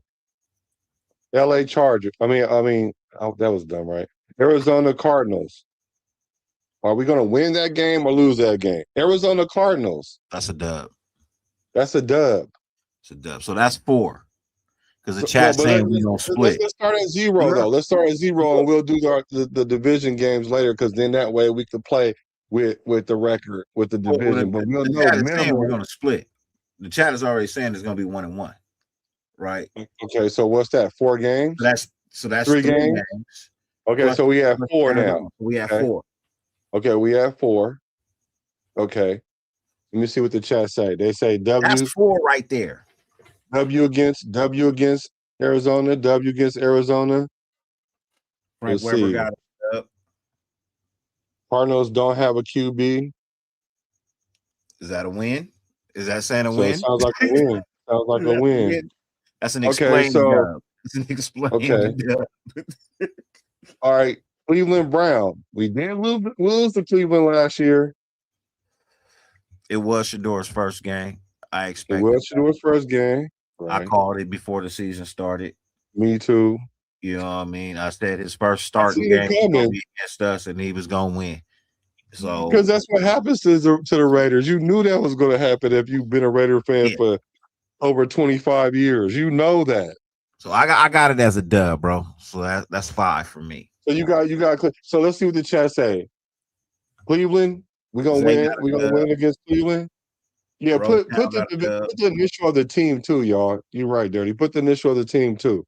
So Cleveland we're gonna win against Cleveland. Mm-hmm. I think that's questionable. But they got a first year head coach. I think we could beat them. I do too. I think we could beat Cleveland. I got 5 on mine. Okay. All right. So let's go to the next team. The Patriots. Let's say we lose that game.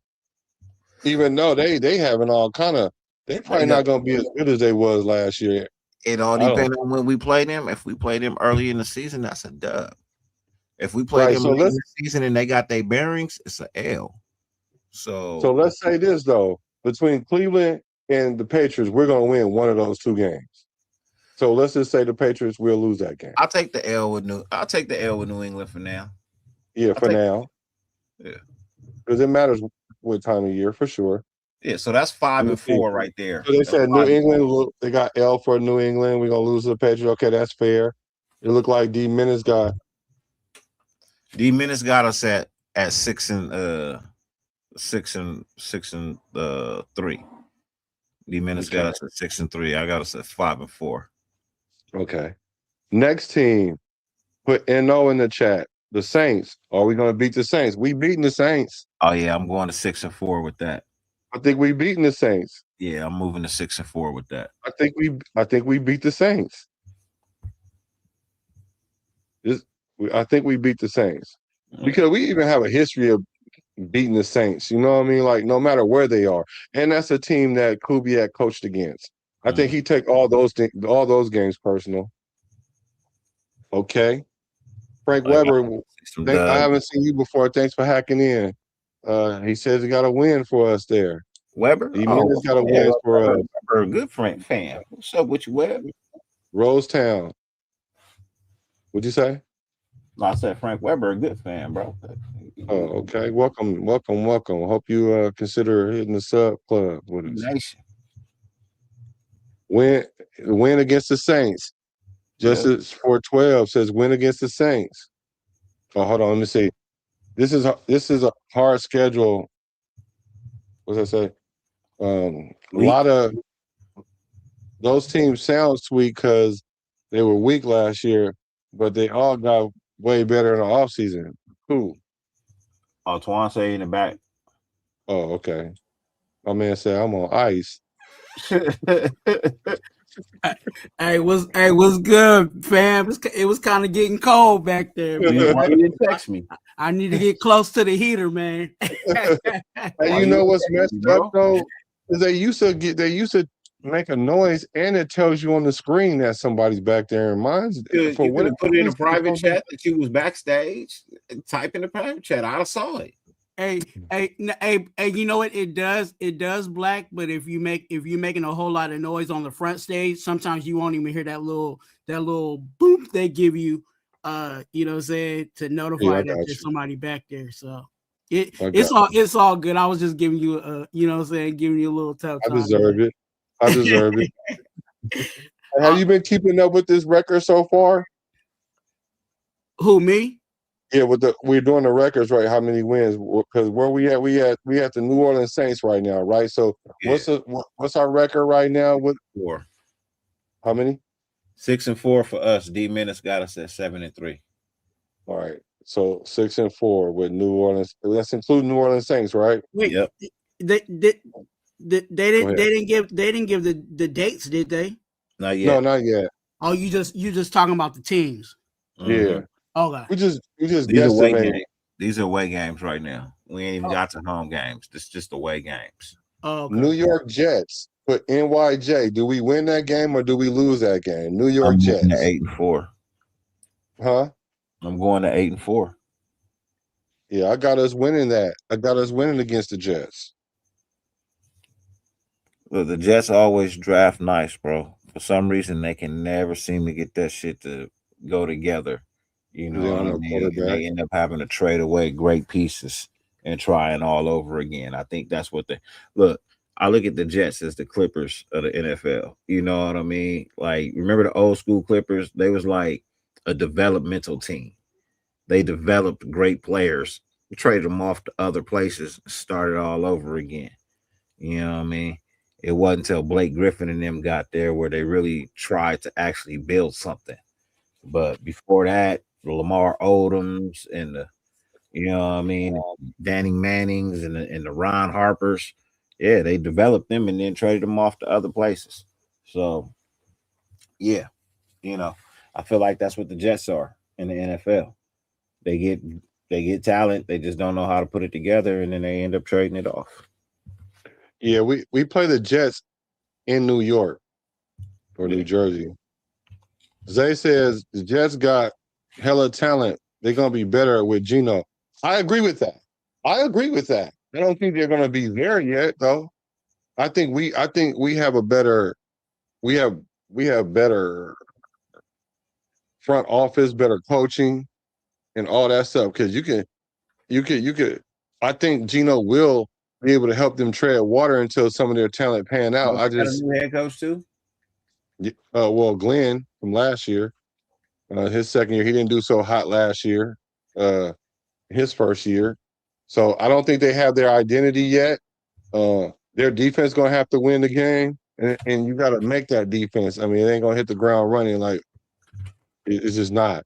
So I agree that they do. I did like their draft. I did like their draft. D-Minute says W. Zay said we're gonna lose there. I can respect that. You said I respect it, I don't like it. Yeah. Frank said the Jets are cursed for trading Namath to the Rams. They still cursed from that. So what do you think, Twan? Do you think we beat the Jets this year and we playing them in New York? Man, look, I don't want to talk wins and losses, but I you know, for the sake of conversation, I do not like us going to the Jets. I don't like that field over there. And it should be a win, but that field got some bad juju on it. Oh, that field got some good juju too. Henry Ruggs walk off touchdown. Oh yeah, that part. But I'm talking about injuries. Like you people be losing almost half their team. You know what I'm saying? Playing on that field. That meth life. So he said Jets with Geno. That's a dub. 805. And yeah, that's good, brother. That's another reason why I think it could be a dub, but I'm thinking health wise it might be we need to keep fingers crossed and everything else. The consensus is if Geno is the quarterback, I think we beat the Jets. I can see McCoy getting a pick if he plays. Yeah, I can see that too.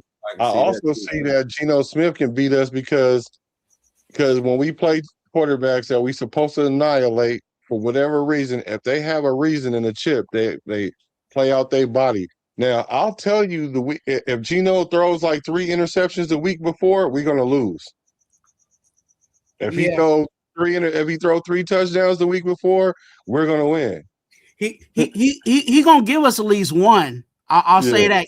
Even if he throw 3 picks, you know what I'm saying, the game before, usually he throw 3 picks and then he's clean, you know what I'm saying, the next game. But he's usually liable to at least give you one if you're really paying attention.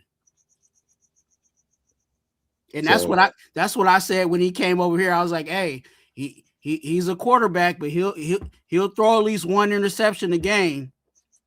And he'll do it. And he didn't let me down. You know what I'm saying, on average. And our last away game is against the. If you're not a fan, what it do? Look. Oh, go ahead. Cause That was it. You know, I'm from the Bay, so I got a whole bunch. We gotta go to Levi. Yeah. If you're not a fan, what it do? Marshawn Lynch said, you. I'm already. So Fuck you. fuck you. Hey, you a Niner fan? Fuck Fuck you. you. So going into Levi's Stadium, do we win or lose that game? This is why I want to see what the chat say about this one. We gonna win or lose this game. Go ahead, Dirty. Go ahead, man.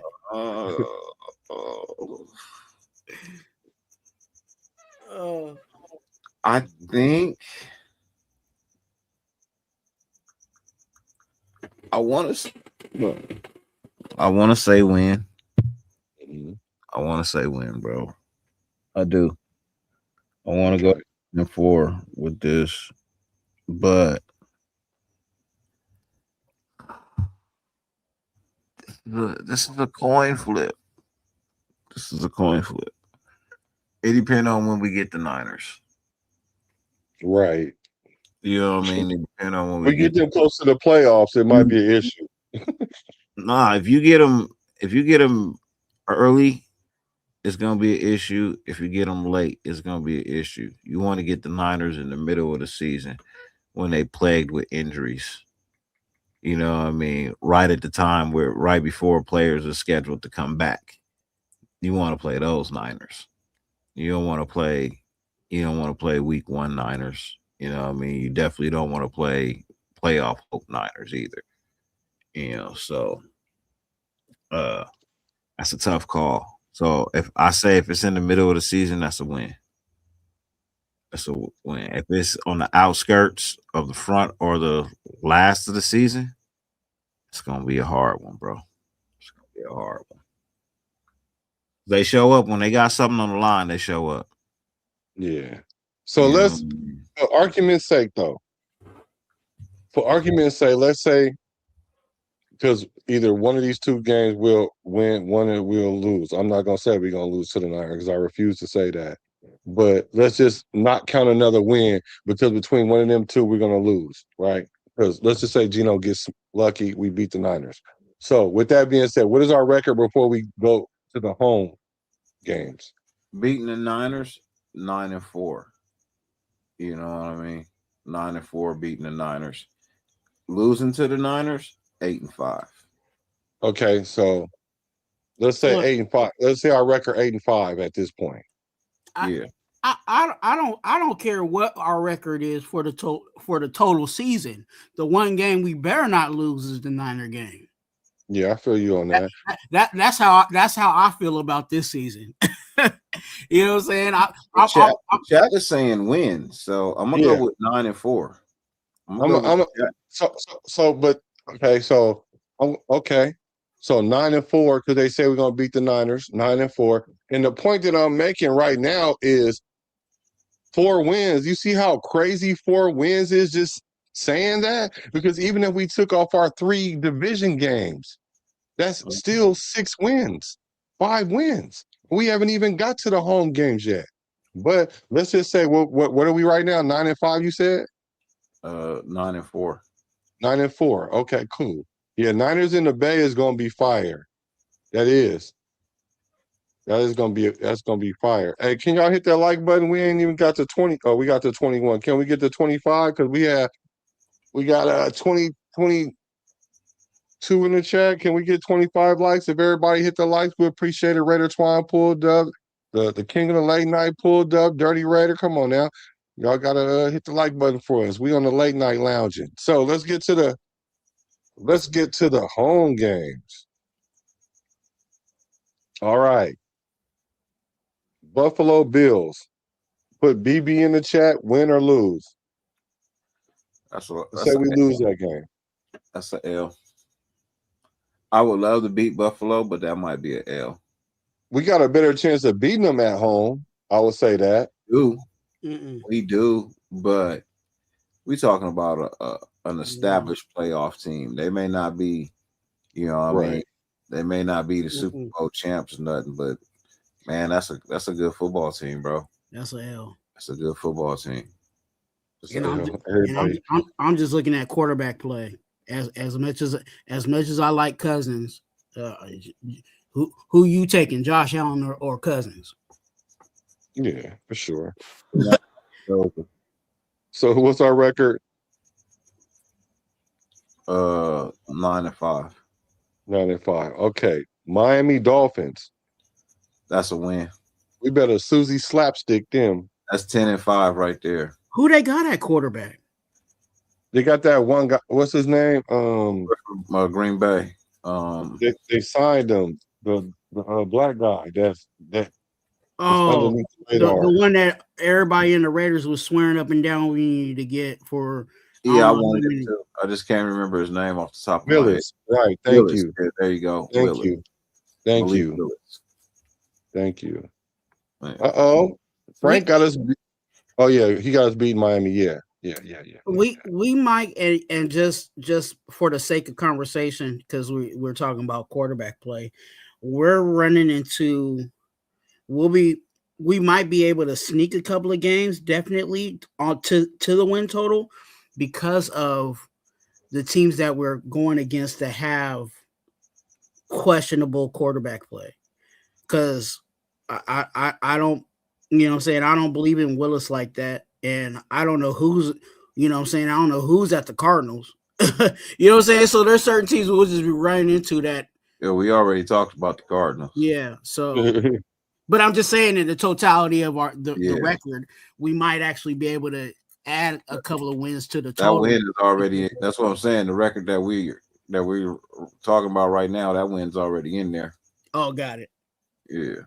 You can say Dolphins got better. Do they even have a coach? They had a crazy draft win, but it's gonna be close. Oh, you got us winning, but it's gonna be close. They got better. Yeah, I got you. Yeah, but they got to restructure themselves. We do too, but I think we further ahead of the curve than a lot of these teams that's getting these new coaches and new coordinators and stuff like that. Yeah. But we got Miami for a W. Don't forget. They let go of Hill. Yeah. They let go of Hill. And they traded away. And they traded away to Denver. You know what I mean? So yeah, they don't have no wide receivers. They ain't got no wide receivers. So who's gonna catch the ball? You can have a quarterback, but bro, you didn't got rid of your two major weapons from last season. Ain't Waddle over there? Huh? No, he in Denver. Oh shit. We gotta deal with that nigga twice? Yeah, we do. So let's go. LAR for LA Rams. Do we win or lose that game? That's gonna be an interesting game right there. I got us losing that game, but I'm saying that's going to be an interesting game as far as play calling.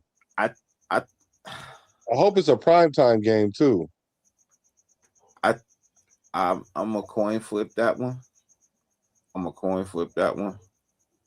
I want to say win. Maybe I realize that it's probably going to be an L, but I really do want to say a win simply because Kubiak knows how to coach against them. You know what I mean? He spent some time in that division. He's had to go up against McVay. True. Good point. He defeated him multiple times last year. You know what I mean? Point. And particularly to get to the Super Bowl. So I feel like he'll scheme things right. If we perform to the best of our ability, we could beat the Rams. We could. But their defense is fucking fire. Oh God. Their defense is so fucking fire. Oh, we're gonna give the chat says L. Dirty might be the only one right because we might mess around and really beat them though, and then lose to a team like the Jets. That's an L. I'm sorry. You're looking at a team that's established versus a team that's putting it together.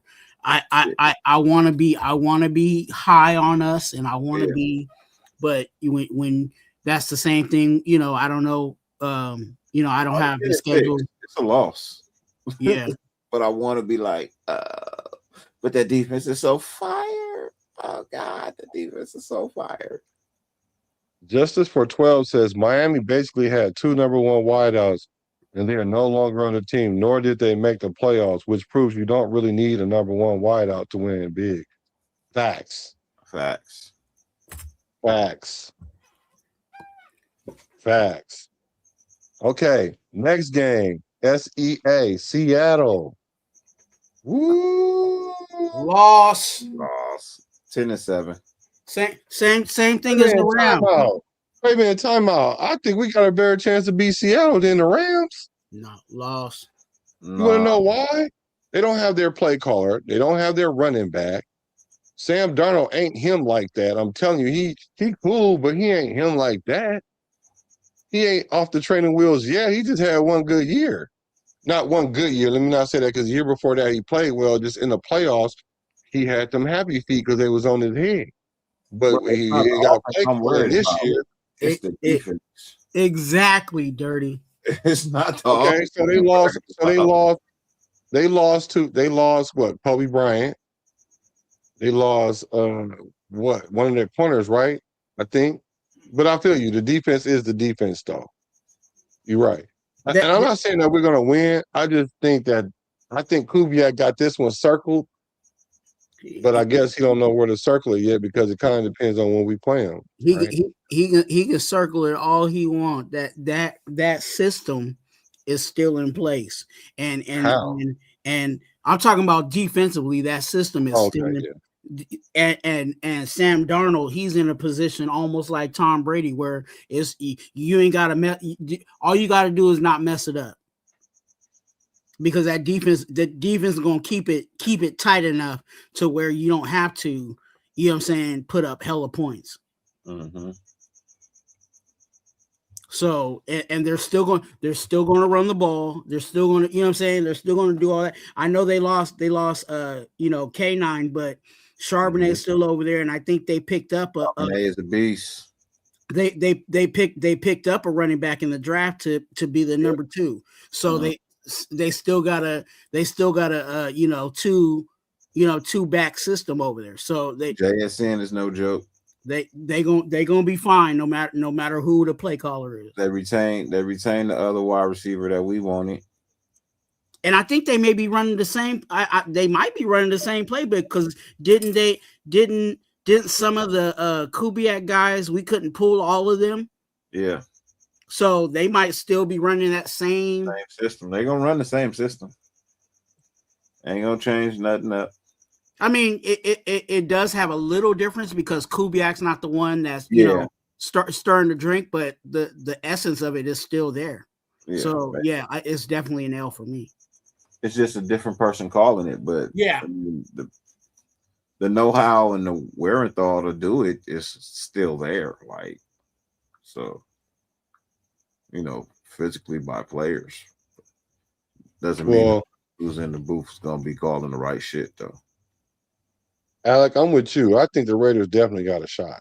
And if they think they're gonna come and run the same plays and we don't know, they're a better team. Let's not mistake that. You know what I'm saying? I'm not mistaking that. And I'm not even saying we're gonna win this game. I just think this game is gonna be special, and I wouldn't be surprised if we won this game. That's all I'm saying. But I'll give us an L on the record, but I'm just saying I would not be surprised. I think we have a better shot of winning this game than people are giving us opportunity with. Because I don't think they're going to be that good. Can you block that? What? The chat right there. Who is this? I don't know. Well, whoever it is. Oh, I do love chicken and grape soda, and so does Pizzle. I wish Pizzle was here too, but yeah, you gotta go. You gotta go. And plus, anyway, I need some moderators. I need some moderators too. Let me see. Ain't D Menace. Yeah, D Menace. Yeah, D Menace for sure. D Menace for sure. I gotta make some of you guys moderators because. You can do it right now. Yeah, you can do it right now. Just go on your phone. And then go to your chat. And then you just tap on D Menace's name. Like hold it down, and then it should give you the option. As moderator. Yep. Yeah, I see it. Thank you. It's quicker to do it on the phone. Yeah. Yeah. So wait, managing moderator or standard? Which one? Let me see. That's how you know you making it into the Manager. algorithm. You get this type of yes. That's how you know you're making it into the algorithm. You can make them a standard right now. You just make them a standard right now. Yeah, just make them a standard. All right. Would you say that's when you know you in the algorithm when this happens? Yeah. Yeah. Weirdo. I'm gonna have to block you though. And plus, you on the late night tip, so they you know the freaks come out at night. You feel me? So let me see. Catch them late in the season, W. And He minutes with the wrench. yeah, right. He said Seattle got the best defense in the league, and they still got playmakers on offense, and they already replaced Walker with Price in the first round. True. So we're gonna get that a lot. We're gonna get out of L. We're gonna get out of L. Who else could be? Zay could be a moderator. Hey, but I'm with you, Black. He could mess around and surprise him. You know what I'm saying? But just looking at it on paper, right. You got. Let's be honest, right? Yeah. We're gonna talk about this next, Raider Nation 510. We're gonna talk about this next. We have one more team. We're gonna talk about that next. You need one more moderator. I do. Who else want to be a moderator? Let me know. Give it to Zay. Yeah, Zay, you want to be a moderator? If you want to be a moderator, it's good. Zay's always on the show.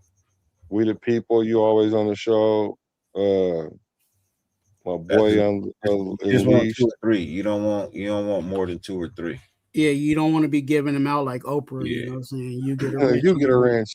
Dude, I've been on chats where it was like, dude, everybody seemed like they had a wrench. I'm like, dang, who? The whole chat had wrenches. Yeah. So the last team is the Tennessee Titans. Now, Vegas, they got us close with this team. I think that we're a better team than them, but they got them closer than advertised. So I personally have us with a W with this game at home. So what do you guys think? Because Cam Ward's still young quarterback. I think we'll be able to do some things with him as far as defensively, and they're not there yet. I can see if they was looking like that last year a little bit. They did change up a little bit, but his production, Cam Ward's production, went slightly down a little bit. No, I won't say production. Let's just say he was a little bit more efficient, which is a good thing, right? And he lasted all year, which is one of the things I like to see out of a quarterback that comes in, if he can start all the games. That's the problem I have with AOC. Like, I'm not hearing nothing about AOC starting nothing because he can't play 17 games. He can't play 3 games. So that's why I'm so hard on AOC. But with this game, I got Tennessee. I got us winning this game. What about y'all? What about the chat? For me, I'm going to say this. Winning this game makes you a playoff team. You win. The Raiders win this game. That's a playoff record. That's 11. It's 11 wins, right?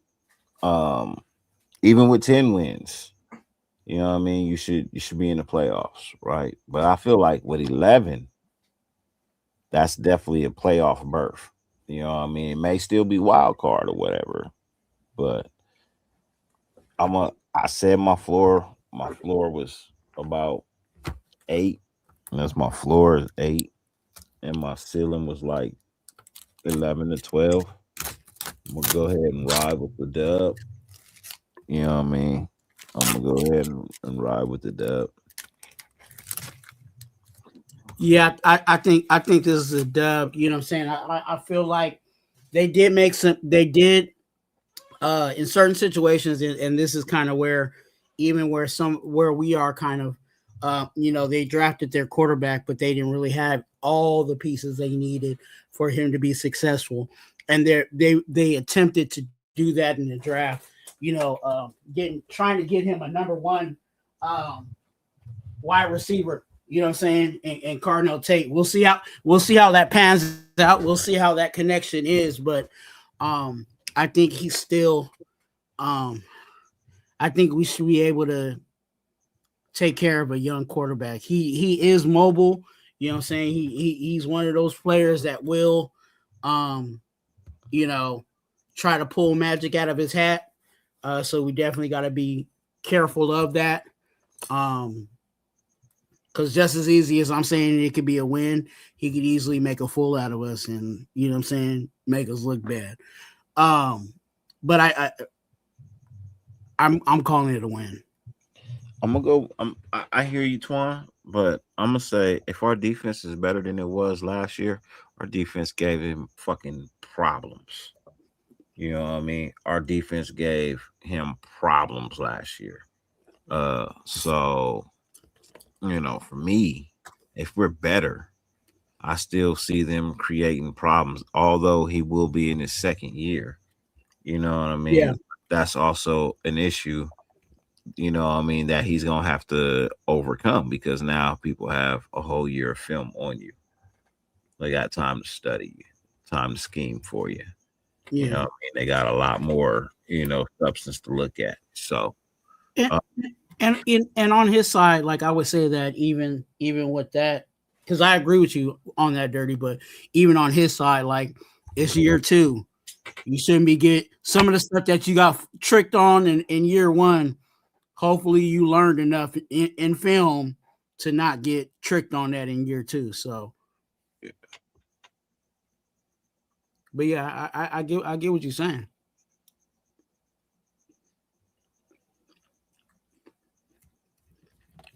yeah, I'm just saying, yeah, that's what I said, Frank. 10 get you in. 10 should get you in. 11 is solidified. I'm just saying. 11 wins, that should be a solidified playoff spot. 10 get you in, but I think 11 is solidification. There's a strong possibility the whole AFC West could go to the playoffs. That would be crazy as all outside. You know what? I'm not about to do this with you, Dirty. You already in Vegas at the Super Bowl party already. I'm not doing. I told you I'm in Vegas. I'm not at the party yet. I'm getting dressed, but I don't know. He telling me put on my best cologne tonight because they out tonight. That's what he said. So Black hasn't came down the elevator yet, you know. yeah, I ain't came down the elevator yet, but I'm already there with you, bro. So with that being said, guys, what is the final record that we have so far? I understand this is on paper, but I'm still making a point. It's a long point that I'm making it. But what is our record? What is our record that 11, it's gonna either be 11-6 or 10-7. Let's start with the 10-7 number. Let's say if we even got 3 of those wrong. You tell me we can't win 7 games? And we playing the worst teams in each division, and we playing each team in the weakest team in each division and our division, and we can't win more than 4 games. Then what are we doing? Like Dirty say, what are we doing? We might be saying that a whole lot this season. I doubt it.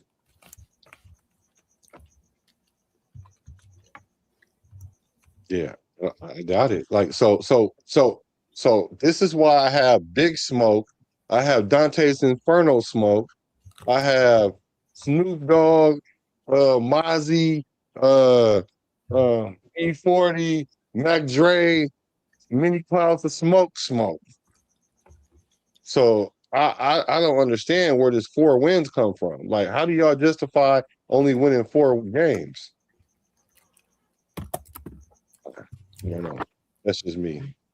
Well, hopefully some of these things come together.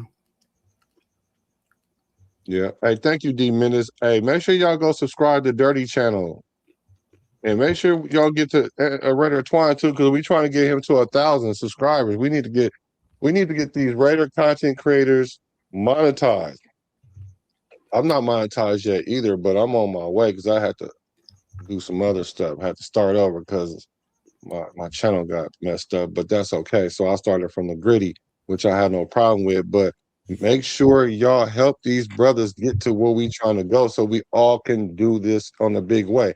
Because ideally what I want to do is I want to get a Discord for the people that cannot watch the Raider games. Come to the Discord and I will stream the games there. I don't know if I'm supposed to say that or not or whatever, but speaking of that, let me throw my Cash App up because if y'all help me put half on it, and I'll pay the other half, and then we can start a Discord and all y'all that's not in the Bay Area and all that.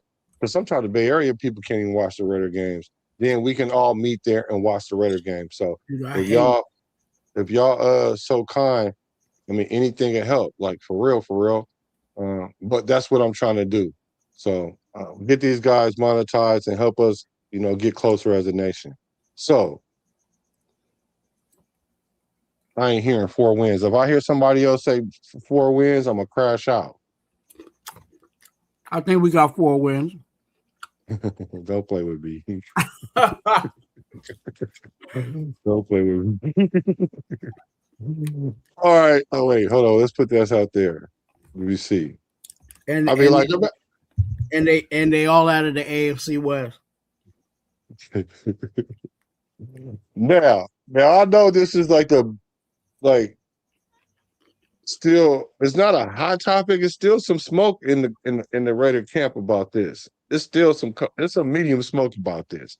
I've heard things like Maxx is gonna get traded by the trade deadline if we start off 2-6 or 2-5 or something like that, or whatever. We're gonna trade Maxx. Now, if that is the case, do you guys think that's a reasonable thing to do? Is it a good thing to do? So do you, first of all, do you have smoke with this? This is what I want to know first. Do you guys have smoke with us still talking about trading Maxx? And if not, when should we trade him then? Yes, I got a lot of smoke. We're still talking about trading Maxx, man. Just let it go, bro. People just generating bullshit just to have something to talk about. Right? At one point in time, just gonna let it. If it happens, it happens. If not, then it don't. But bro, I'm tired of hearing about it. Me too. It's enough. If it happens, it happens. If it don't, it don't. It's gonna be like that until Maxx Crosby hangs it up. Unless we get to a place where we actually have more than Maxx Crosby talent on this team. And that's really what it's gonna be. Every off season, every break, every bye week, we're gonna hear Maxx Crosby trade. Flock Nation. Don't do that. Don't do that. I have big smoke. I agree with you. I got big smoke with it. A lot of people got a problem with him saying Flock Nation and whatever. I mean, like, I get it. Like, I'm not that pressed about that, because I've seen players leave the Raiders and come back, and we love them the same. Charles Woodson left for the same reason. He went to go chase a ring, but he got it, but he just didn't play, which was crazy, right? Like, the issue with Charles Woodson was that his contract came up and we didn't have the money to pay him. So we couldn't have kept him at all. Yeah, that's out of that was out of his mouth. Like Al Davis said, "Hey, we ain't got the money. We ain't got the money for you. We gonna have to, And he was like, "Well, I gotta do what I gotta do." Yeah, and that's what I'm saying. We have a history of doing that with our players. Marcus Allen, like. Well, and it's different. Jacobs.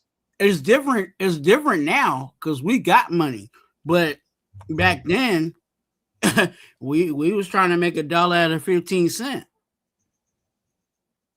Yeah, I don't get extremely upset at players that want to do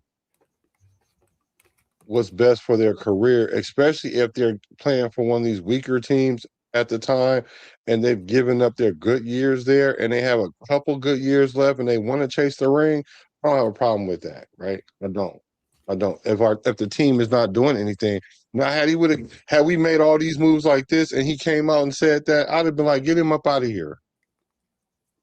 You know what I'm saying? Like we were trying our best. Like, but now what we got going on, he should be elated with what's going on, and he should come out every week on his podcast and say, "Won't y'all stop saying that?"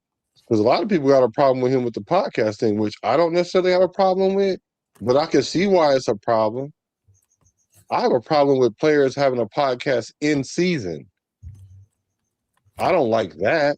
Which he don't. So if that's the dynamic, then cool.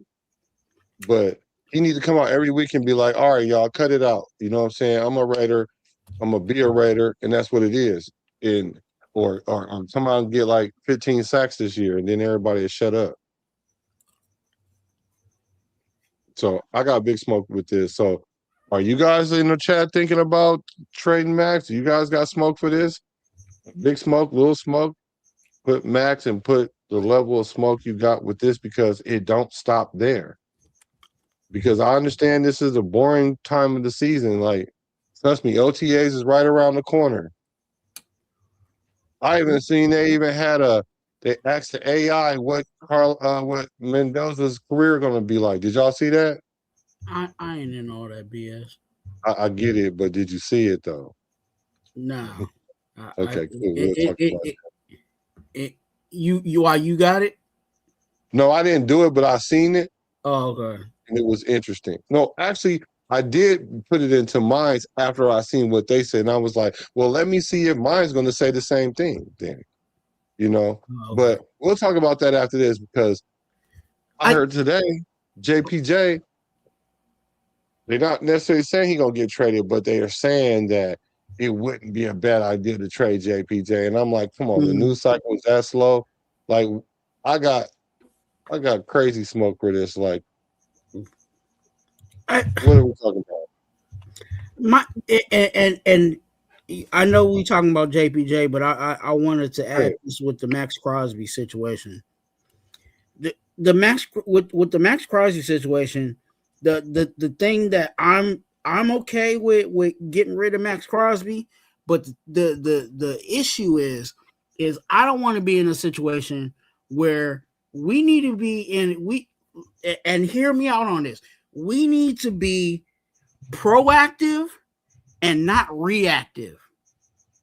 Okay, for those that don't know those types of words, proactive is when you do something before something happens.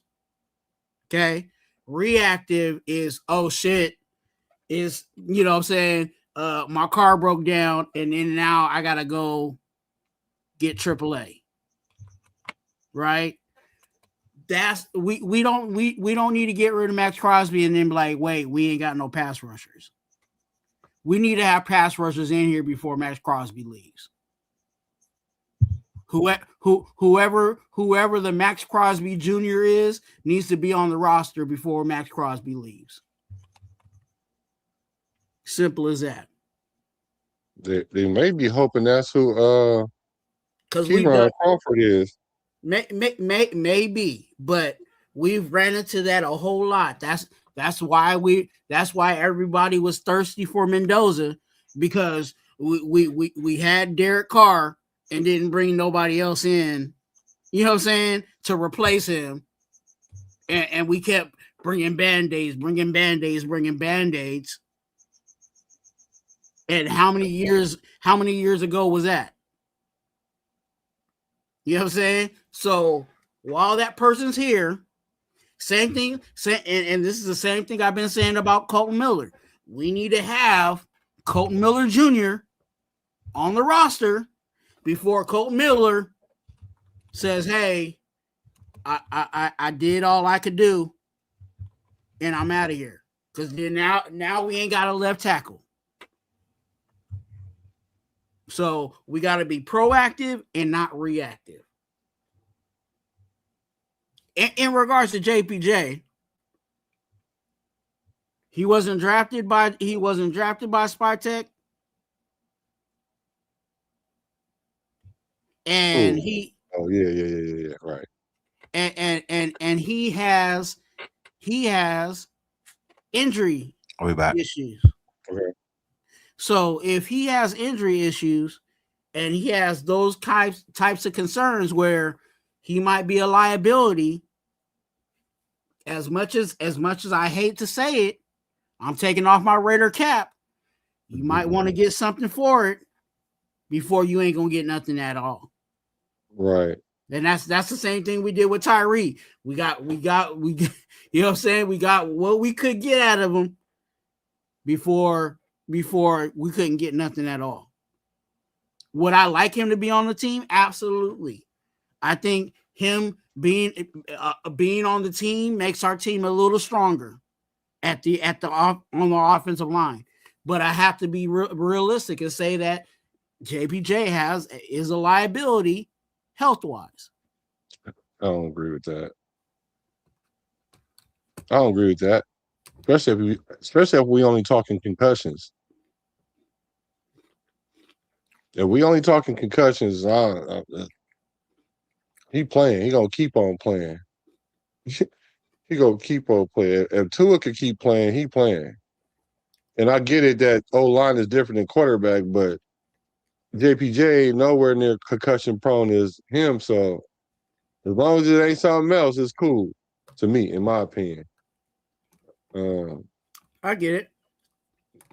But Jacob Clark is a quarterback wearing 16 in rookie minicamp. I don't know about a lot about him, but that's who it is. You know anything about him? Jacob Clark is, I think, isn't he the guy from? It's like South Dakota. No, not something. One of them, like, I don't want to say D3 schools or something like that. Something state. Yeah, I don't know a bunch about him. I know Sawyer Robinson is good. So how many quarterbacks are we gonna keep in the quarterback room? Because that means somebody said AOC getting traded this year. Right Probably here. Four. He probably 4. AOC and Jack Beck. We're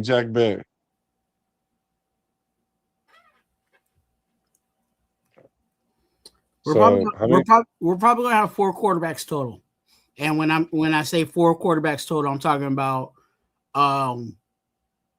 the active roster and practice squad. We'll probably have 3. We'll probably have 3 on the active roster and then 1 in the practice squad. Mad Max is Cincinnati, huh? I think these are all rumors. I think they all rumors. What's good with Cool Kev? What's up, Kev? $2. Yeah. I think that's all. I think those are all rumors. Even the JPJ thing, rumor. Didn't the Bengals get a pass rusher? In the draft. No, they got one in free agency. Who they get? It was a D. I think it was a D tackle.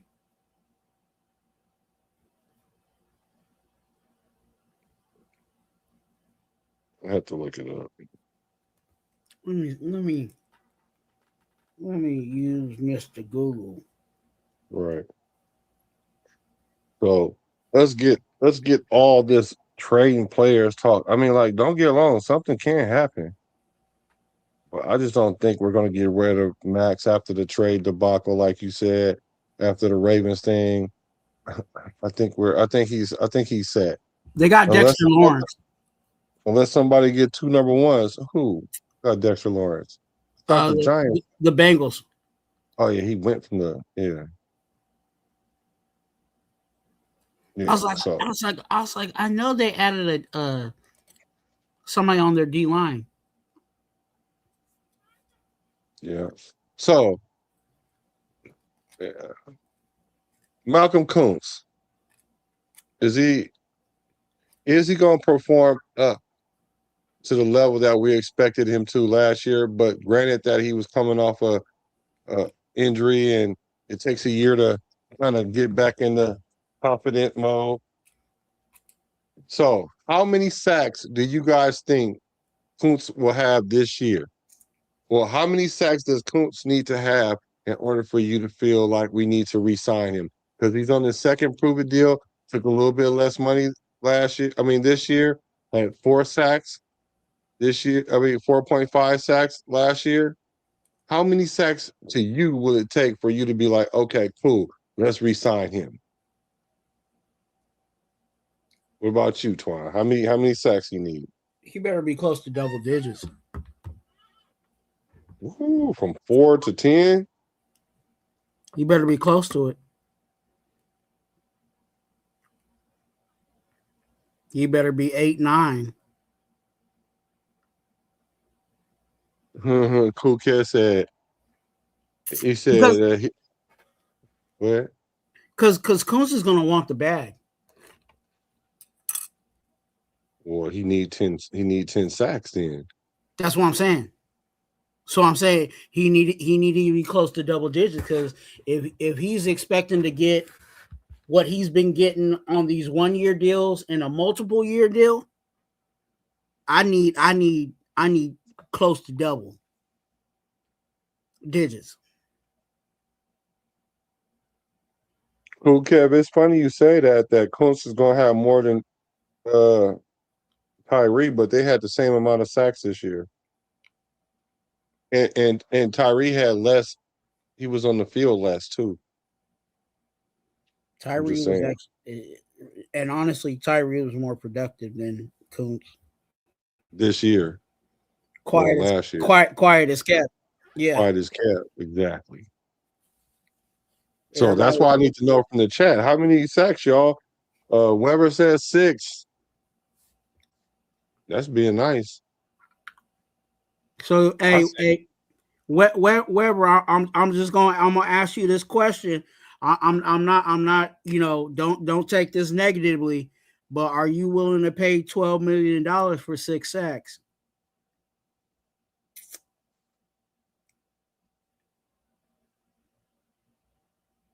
Good question. No. Because that's what he's getting. Ain't he getting like 12 million? He on a 1-year $12 million deal. Yeah. Because last year he got like 12 or something, and then he didn't perform to it, so they gave him one more, but cheaper. Raider Unleashed says Max only has 1 year left of guarantee money. That's this season. Then he'll be wanting more. I hope we're not going through this again next year. I hope we are not going through this again next year. That's why they was trying to move him, because it's like, hey, we money wise too, and the cap is gonna go up. No, he need to have like 15 sacks or 12 or 13.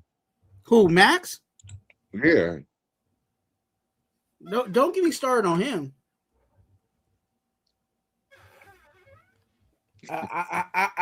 I mean, yes, tackle for loss is a mark, but I need you. I need the quarterback to go down and go down hard.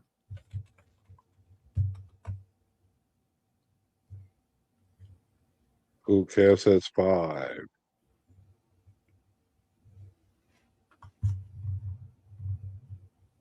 Five sacks. Raider Unleashed says 10, or he gotta go. Kuntz gotta have 10, or he gotta go. I'm telling you, hey, look, hey, Rebel know exactly what I'm talking about. Like, I'm not paying this dude $12 million for less than, you know what I'm saying, for 5 or 6 sacks. And that's just me, you know what I'm saying? Some people, that's why I asked Weber, hey, is you okay with that? Because I'm not. I told you I wasn't a long time ago. I meant that. He said, I meant that. Who cares? Say, what? let's be honest. The only reason why he's still on the team is because the defensive coordinator can't let him go. He's still holding on hope for Kuntz. Right. Which there might be something there, but still, that's the only reason why that dude's on the team. Cool Kev say JPJ is good until he either gets another concussion or gets beat at the line of scrimmage. I'm not worried about JPJ. JPJ remind me of the dude on Varsity Blues. No. No. But you know what, though? It is a comparison, though. Actually. He one hit away. Actually, you know what? More than now that you say that, you might be right. You might be right. If I'm lying, I'm flying. Cool Kev says Kuntz should have been gone and kept Chase on, who was more explosive and healthier. I agreed with that. I didn't like us not getting rid of Chase on. Raider on Lee say he need 15. Max need 15. Yep. 15 plus, or he can kick rocks too. That knee is not worth another contract. Hey, who agree with that? Put some flames in the chat if y'all agree with that. Because if y'all agreeing with that like that, and I agree with it too, I just don't like the Max hate. That's what I don't like. That's a long conversation because you remember Max is the same guy that doesn't want to get off the field. You know what I'm saying? He don't want to take a break, even though, you know what I'm saying, he want to pretty much smoke his leg out. Like, let's be honest. Let's be real. Why is he not a Baltimore Raven? His knee. No, that's the scapegoat. But it all boiled down from what? His knee. But that was just a scapegoat. That's just what they use. That's the loophole they used. They was in their feelings because they gave up Tyler Linderbaum and 2 first-round draft picks for Max. That's what that looks like. Essentially, that wasn't what it was, but essentially that is what it was. So that didn't look right. So they was like, well, the only way we can get out of this is do the unthinkable. Is just say we don't like this MRI. And everybody know it's BS, but they didn't sign no paperwork. Yeah, that's what I think would happen. But I hope Max is not a distraction next year with this contract stuff, because it is. It's going because then I can't defend it. It's gonna happen. Who else is tradable? I mean, everybody's tradable, but like who's the one player that everybody, you know what I'm saying? That we can move? Nobody. Besides Maxx Crosby. You're not trading Bowers because he's under a rookie contract. You're not trading Genty, he's under a rookie contract. And even though you know Brock Bowers and Genty are rookies, they're still not, you know, they're not like that established as you know what I'm saying, as a veteran, you know what I'm saying, free agent like that. So who's the biggest fish in the pond? Maxx Crosby. So they saying that they may move Kuntz to linebacker instead. That might help. I mean, he's going. It's the same thing. It's similar to what Crawford is. Crawford is a defensive. He's a defensive end that has the capabilities of dropping back in coverage like a linebacker. When you're running the 3-4, usually there's one person that stays down. You know what I'm saying? That's down, and then the other one kind of he's either, you know, up or, you know, or he does go down. But yeah, Kuntz will be the one. Yeah, Kuntz will be the one dropping in coverage. Yeah, Lee, what's up with you? He said one thing AP was always right on. We got to protect Max from Max, and that is true. And Max don't listen to nobody because I saw something today where they was talking about him and Kyler Murray, and they was scheming one thing. Essentially, like everybody like build a wall, and Max was like, as soon as he walked out, the coach walked out, he was like, "I'm not doing that. I'm going after the quarterback." You know, and he got a sack, and he was with Rob Ryan. And Rob Ryan was egging it on while the rest of the coaches was pissed. But I'm saying all that to say Max he does his own thing. And that's why when people like get pissed at him because he pushed the coaches or he bigger than the shield, he does show like signs of that sometimes. He does. I'm not gonna act like it doesn't happen. But we do need to protect Max from himself because we don't need him playing every play. Bro, you're not 25. You're not 27. Like, bro, we are the cat's out the bag. Everybody know your knee is doing knee things now. You're almost a Negro. You took all those snaps and still couldn't get double digit snaps every year. So how is it benefiting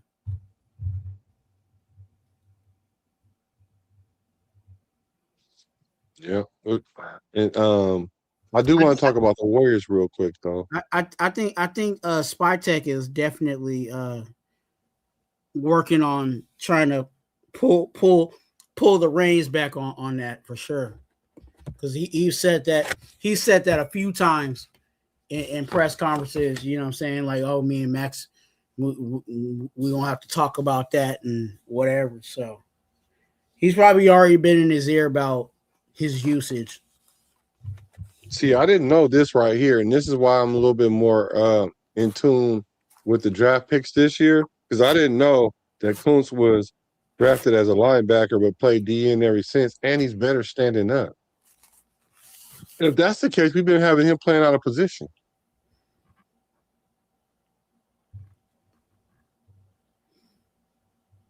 He's been playing out of position.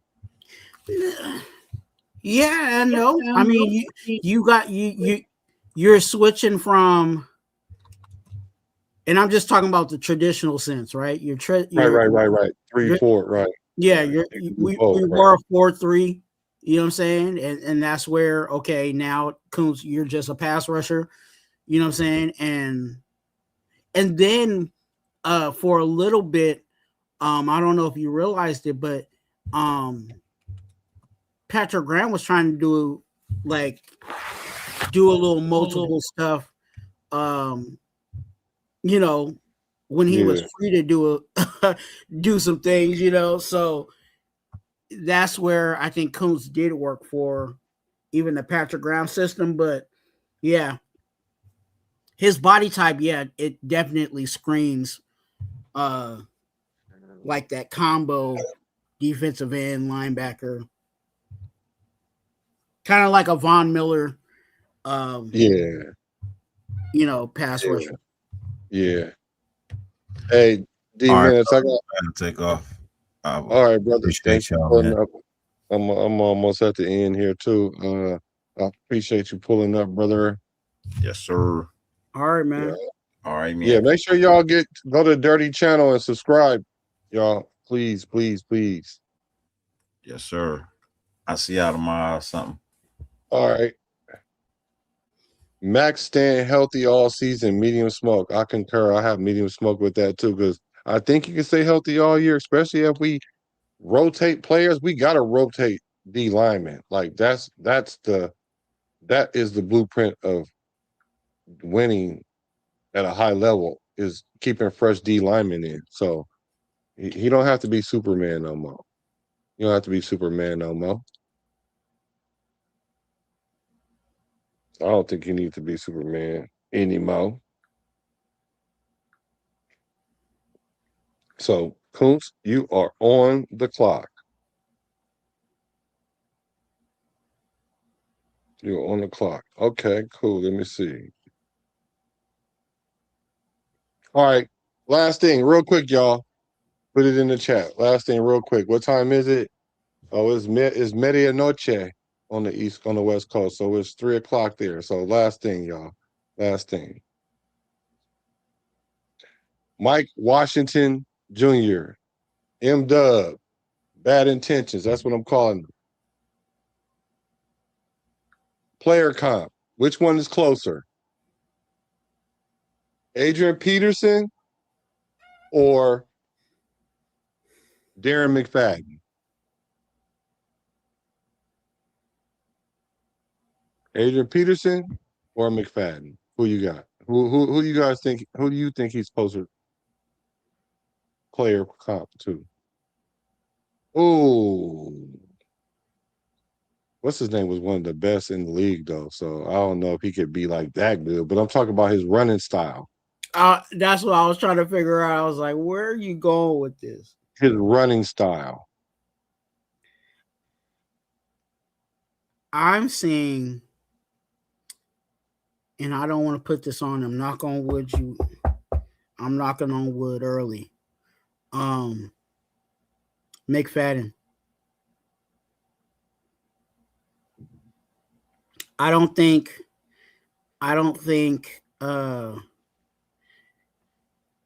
he has the shakes like AP.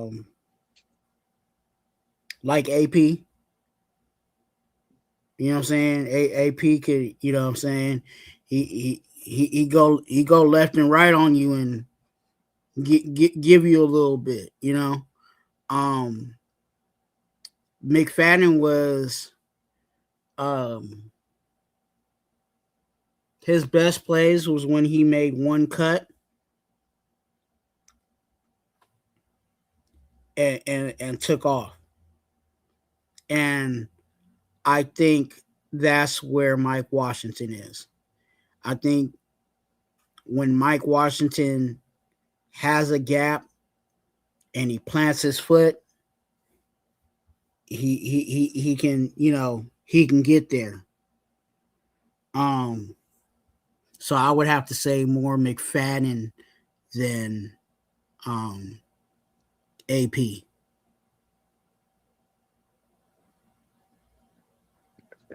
I think his body might be like an AP though. His body might be more like an AP than McFadden, but play style, I would say a McFadden. Okay. He said Terrell Davis. Terrell Davis. So, what's up with Pizzle? So look, let me ask y'all this: how much difference is McFadden? What's the difference between McFadden and Adrian Peterson? Then, before I say what I say, what's the difference between those two? Then, are you asking the chat? I'm asking everybody, you and the chat. Well, I think I kind of already talked about it. Like, Adrian Peterson, he had more like elusiveness. You know what I'm saying? Like he broke tackles and all of that, but he had a little like he'll break down a linebacker. Whereas McFadden, to me, McFadden's best plays were when he made one cut and just ran as fast as he could. You know what I'm saying? And I think that's Mike Washington. I think when Mike Washington can get the gap and hit the hole, I think and you know, then he can just get to daylight. So, Cool Kid says AP more polished than McFadden. I think the thing that the issue, well, not issue, what makes them different is they have similar running style. I think, see, McFadden ran a 4.3 out of college, something like that. So they have comparable speed. I think McFadden is way easier to tackle than Adrian Peterson. Now, I'm not saying that that McFadden can't break tackles or whatever, but I've seen him so many times get tackled by foot tackles. Yeah, shoelace. Yeah, shoelace foot tackles, like shoelace tackles. And he's easy to fall, right? Adrian Peterson is not like that. Mike Washington is not like that. And let's take a look at a couple plays, and this is what I'm talking about. Now, I'm not saying that I'm right. This is just my opinion, y'all. Giving y'all my Mac Mall, my opinion. Jamarcus Russell on the field. Why not? And the give is to Darren McFadden immediately. Why not? And we had expected Justin Fargas to start the ball game at running back, who had a very nice second half of his season. But here he is, Darren McFadden in his first NFL action. They give him the ball right off the bench. He gets a complete one on a 2nd and 9. Here's his second attempt. Oh, and they'll dump it off this time. And there's McFadden and a first down. And you said it, Coach. That's a young quarterback's best friend. When you see what Darren McFadden did coming in for Fargas. Great blocking, running downhill, great blocking by the receiver.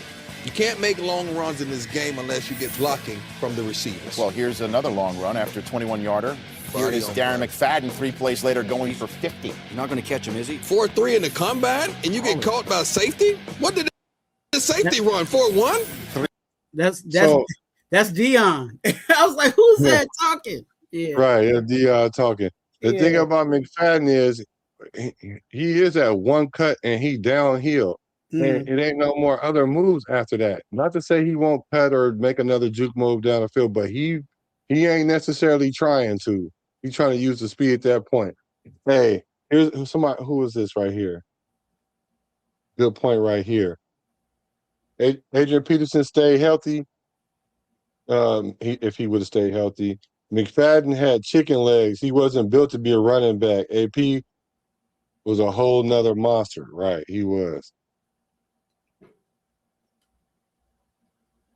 Yeah. Plays later, here's McFadden, and no one's going to catch him here. Drop a shoulder. Pow! Nice job on the pylon. He's a smart guy, knows how to get the ball inside the pylon. 21 carries for 164 yards. First grader rookie to run for over 100 yards since Bo Jackson. 12 yards for McFadden. He comes in averaging 7 yards a carry. McFadden, that'll up his average out to the 30. See what I'm saying? Run by that. And a first down. 4 receptions, 92 yards, and then Darren McFadden gets the pitch and walks in. Yeah, they need this guy back healthy to finish the rest of the season because his speed is going to be important to that club. Darren McFadden is checked in the game, and they run the screen to him. He has some open field. See what I'm saying? Like that kind of stuff. And like I said, I'm not saying he a bad running back. I'm just saying that he wasn't the hardest guy to tackle. I mean, you can't tackle him from the waist up, but I'm just saying, like, with AP is a little different. Dives forward for a first down. Darren McFadden in the backfield. Toss it back to McFadden. And he makes a nice move. Got to get your best guys out there as much as possible. McFadden again. Nice hole. Darren McFadden. See what I'm saying? That kind of stuff. Shout out to And this Ossie. point, right? A little bit more patience, right? He got a little bit more patience. I use this. I know they're gonna copyright me for that one, but not this one though. And that's what I was saying in regards to Mike Washington. I think he's more of a McFadden than a Peterson, because Peterson, he'll break you down. Like, he'll hit the hole and still break down a linebacker before he turns on the jets. You know what I'm saying? But with Mike Washington, I think he's just like I said, a one cut. You know what I'm saying? Plant that foot and get north and south. You're right. Marcel Reese was a big help. This is a good point right here. Can you see him rushing for 2K? at some point in his career. If not, he's more like McFadden. And I don't mean like production wise, because Washington's not going to start for one. I'm just saying how they running styles, like how he runs violent and he runs patient, a little more patient than McFadden. I think Mike Washington is more patient than people are giving him credit for. I think he's like really, really patient, more patient than McFadden. I think he runs harder than McFadden. But let's take a look at Mike Washington. He said Mike Washington will run fools over, and he has some wiggle. He can make you miss as well, right? And I don't think McFadden has that.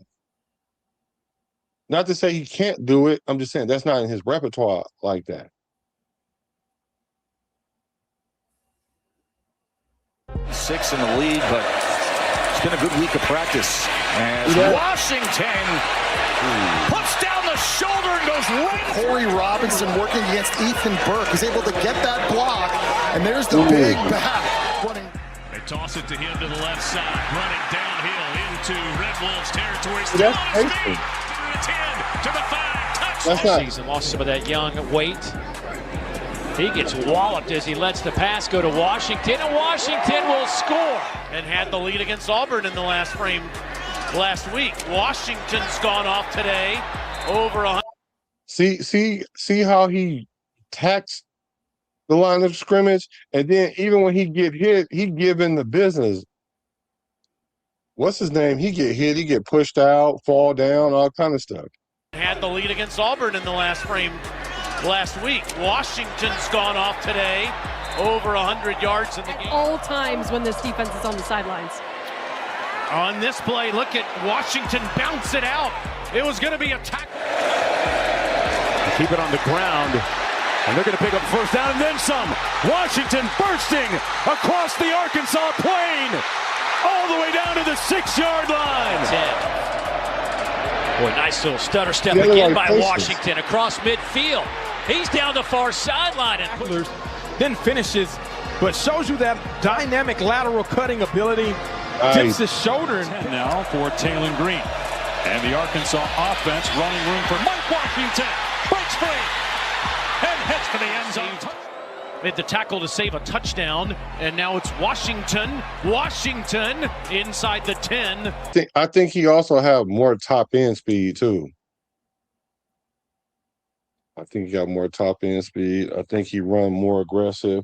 I think he's harder to tackle. I just think he's closer to Adrian Peterson running style than McFadden. But I ain't mad at either one of them because I like the way that both of them run, and they both were productive. So I ain't mad at either one. I would say still he's a stronger McFadden, but you know, that's just my opinion. Stronger McFadden. Because even with the highlights that you're showing me, like he's doing exactly what I've been saying is he ball's given to him, he sees the hole, plants his foot, and he's gone. Yeah, I see him reading. Yeah, he's reading it, and then he plants his foot, and he's gone. But it's not. When I think of AP, I think of like seeing him like a linebacker in front of him, and he's like, you know what I'm saying? He'll drop, you know what I'm saying, his shoulder, and give one of them the dead leg or something like that. Like, I don't think Mike Washington, he probably has it, but he probably just doesn't show it. You know what I'm saying? Like, I think all the running backs can juke a little bit, but that's not their thing. Yeah, it's not their default, right? Yeah, so I think I don't know. Maybe I don't know.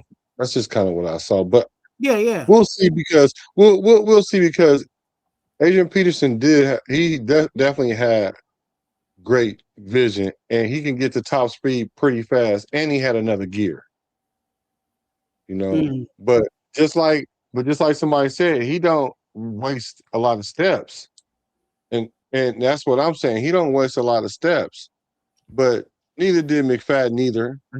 McFadden, to me, it looked like McFadden was trying to hurry up and get past that first wave of people. Like when he get the ball, he really just trying to get past that first level for show quickly. Yeah. Right.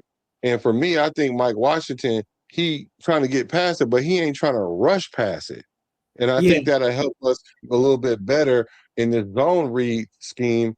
Because then if you have the vision to find the hole and then make the cut back without running up hella fast and then trying to make a cut at the last minute, it's going to be easier for you to get tackled. So Mike Washington tries to set up his blocks, you know what I'm saying? And that's why he waits on it a little more, because he knows that if I take a little second to, you know, have these blocks set up, then I could really just step on the gas because I still have that gear. You know what I'm saying? Because again, what did he run? Like a 4.3 something like that? Like, so Mike Washington. So 4.33 or something. He has that to his, you know, to himself. So he's like, hey, I can kind of set up, kind of almost like, I'll say it like not as dramatic, but almost as like Le'Veon Bell. Because you remember how Le'Veon Bell, he would like literally be like sitting behind the line.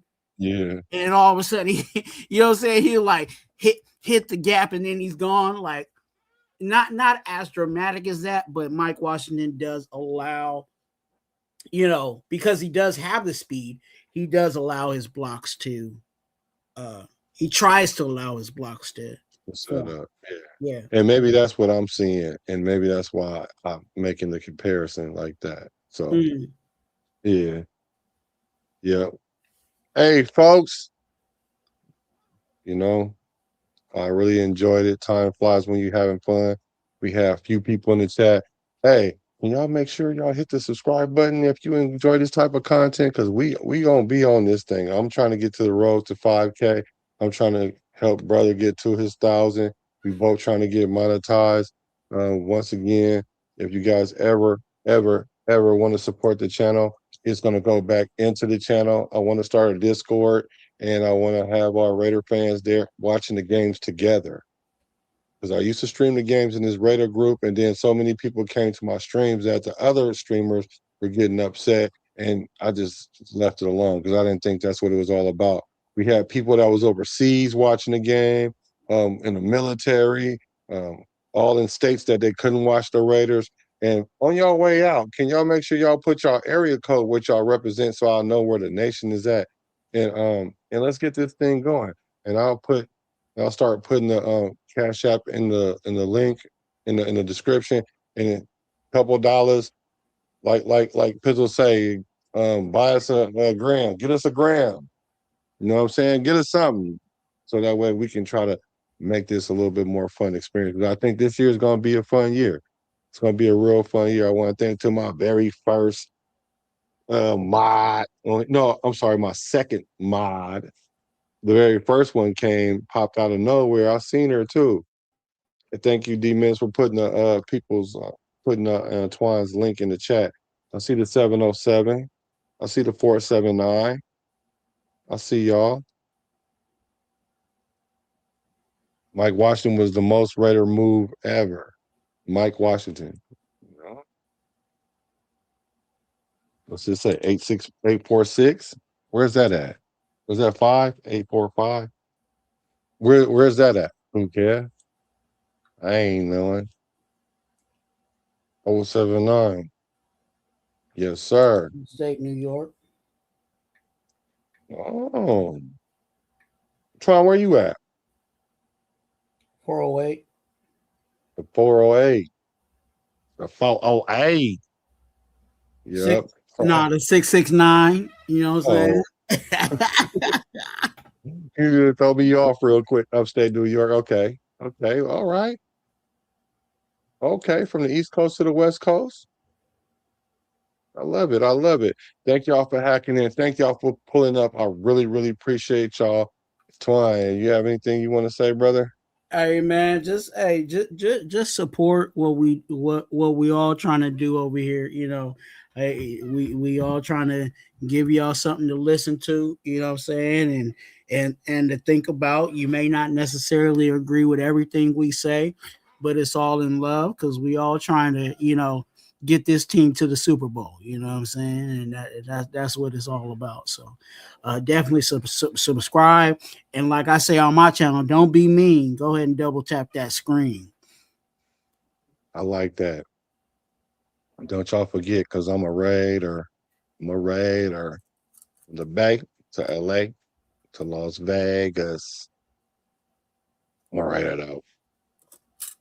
I'm a Raider from the Bay to LA to Las Vegas. Recipes to Al Davis.